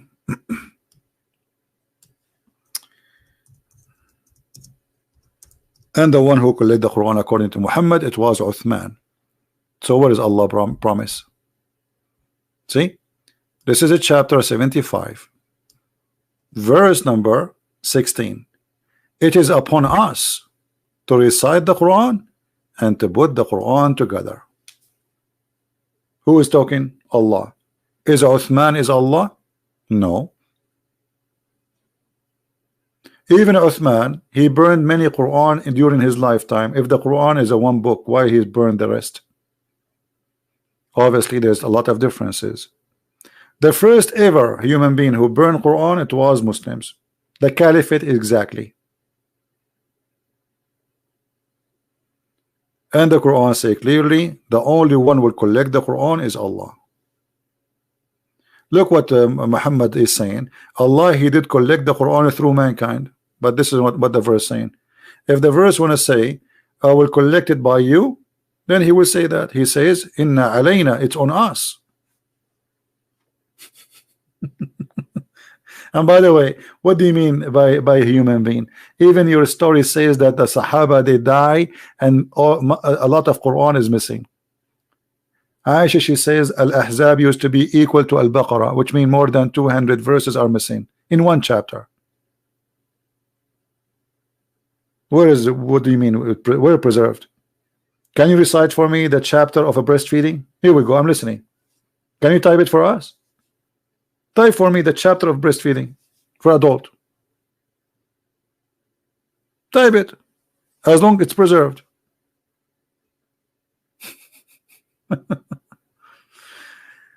Oh boy. Anyway, I want to say thank you guys for being here. I'm losing my voice. I wish you a great weekend. It's already Saturday here. It's already 1 a.m. in the morning, and I start a couple of hours ago. How many hours we are here live? I start at 9. So man, that's we are here for long. Anyway, did we learn good stuff today? I hope we did. And don't forget to download the video and share it with your friends. We don't keep them long in our channel. And don't forget again, please, to tell your friends that this is the channel we will do live podcast. This is why today we have small number, because not many people knows that we are here. All right, thank you, and may the Lord bless you, and I will see you soon again. Christ is Lord, Islam is false, and we'll see you with the blessing of the Lord, and we leave you with the blessing of the Lord for the weekend. And don't forget, if you go to the church this Sunday, or if you pray in your house, because at the end of the day, it's what you it's you pray to the Lord, not where you pray.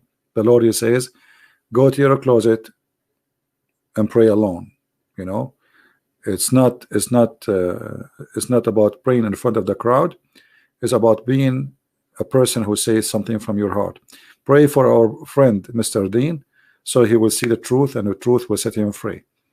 Today we have a journey with him to explain to him.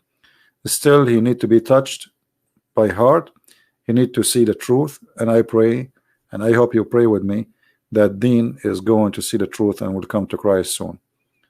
You know, each time a Muslim he leave Islam, he don't just leave Islam. he became a warrior, because those people, they left something for them, present identity. So he will become a warrior, and that will make him a warrior for Christ, and will bring a lot of Muslims to Christ, starting from his own families. And this is the experience of all those people who left Islam after talking to me. First he leave Islam, then his family come out. You start with 1, you end with 5, and the 5 became 10, and the 10 became 20, and the 20 became 50, etc.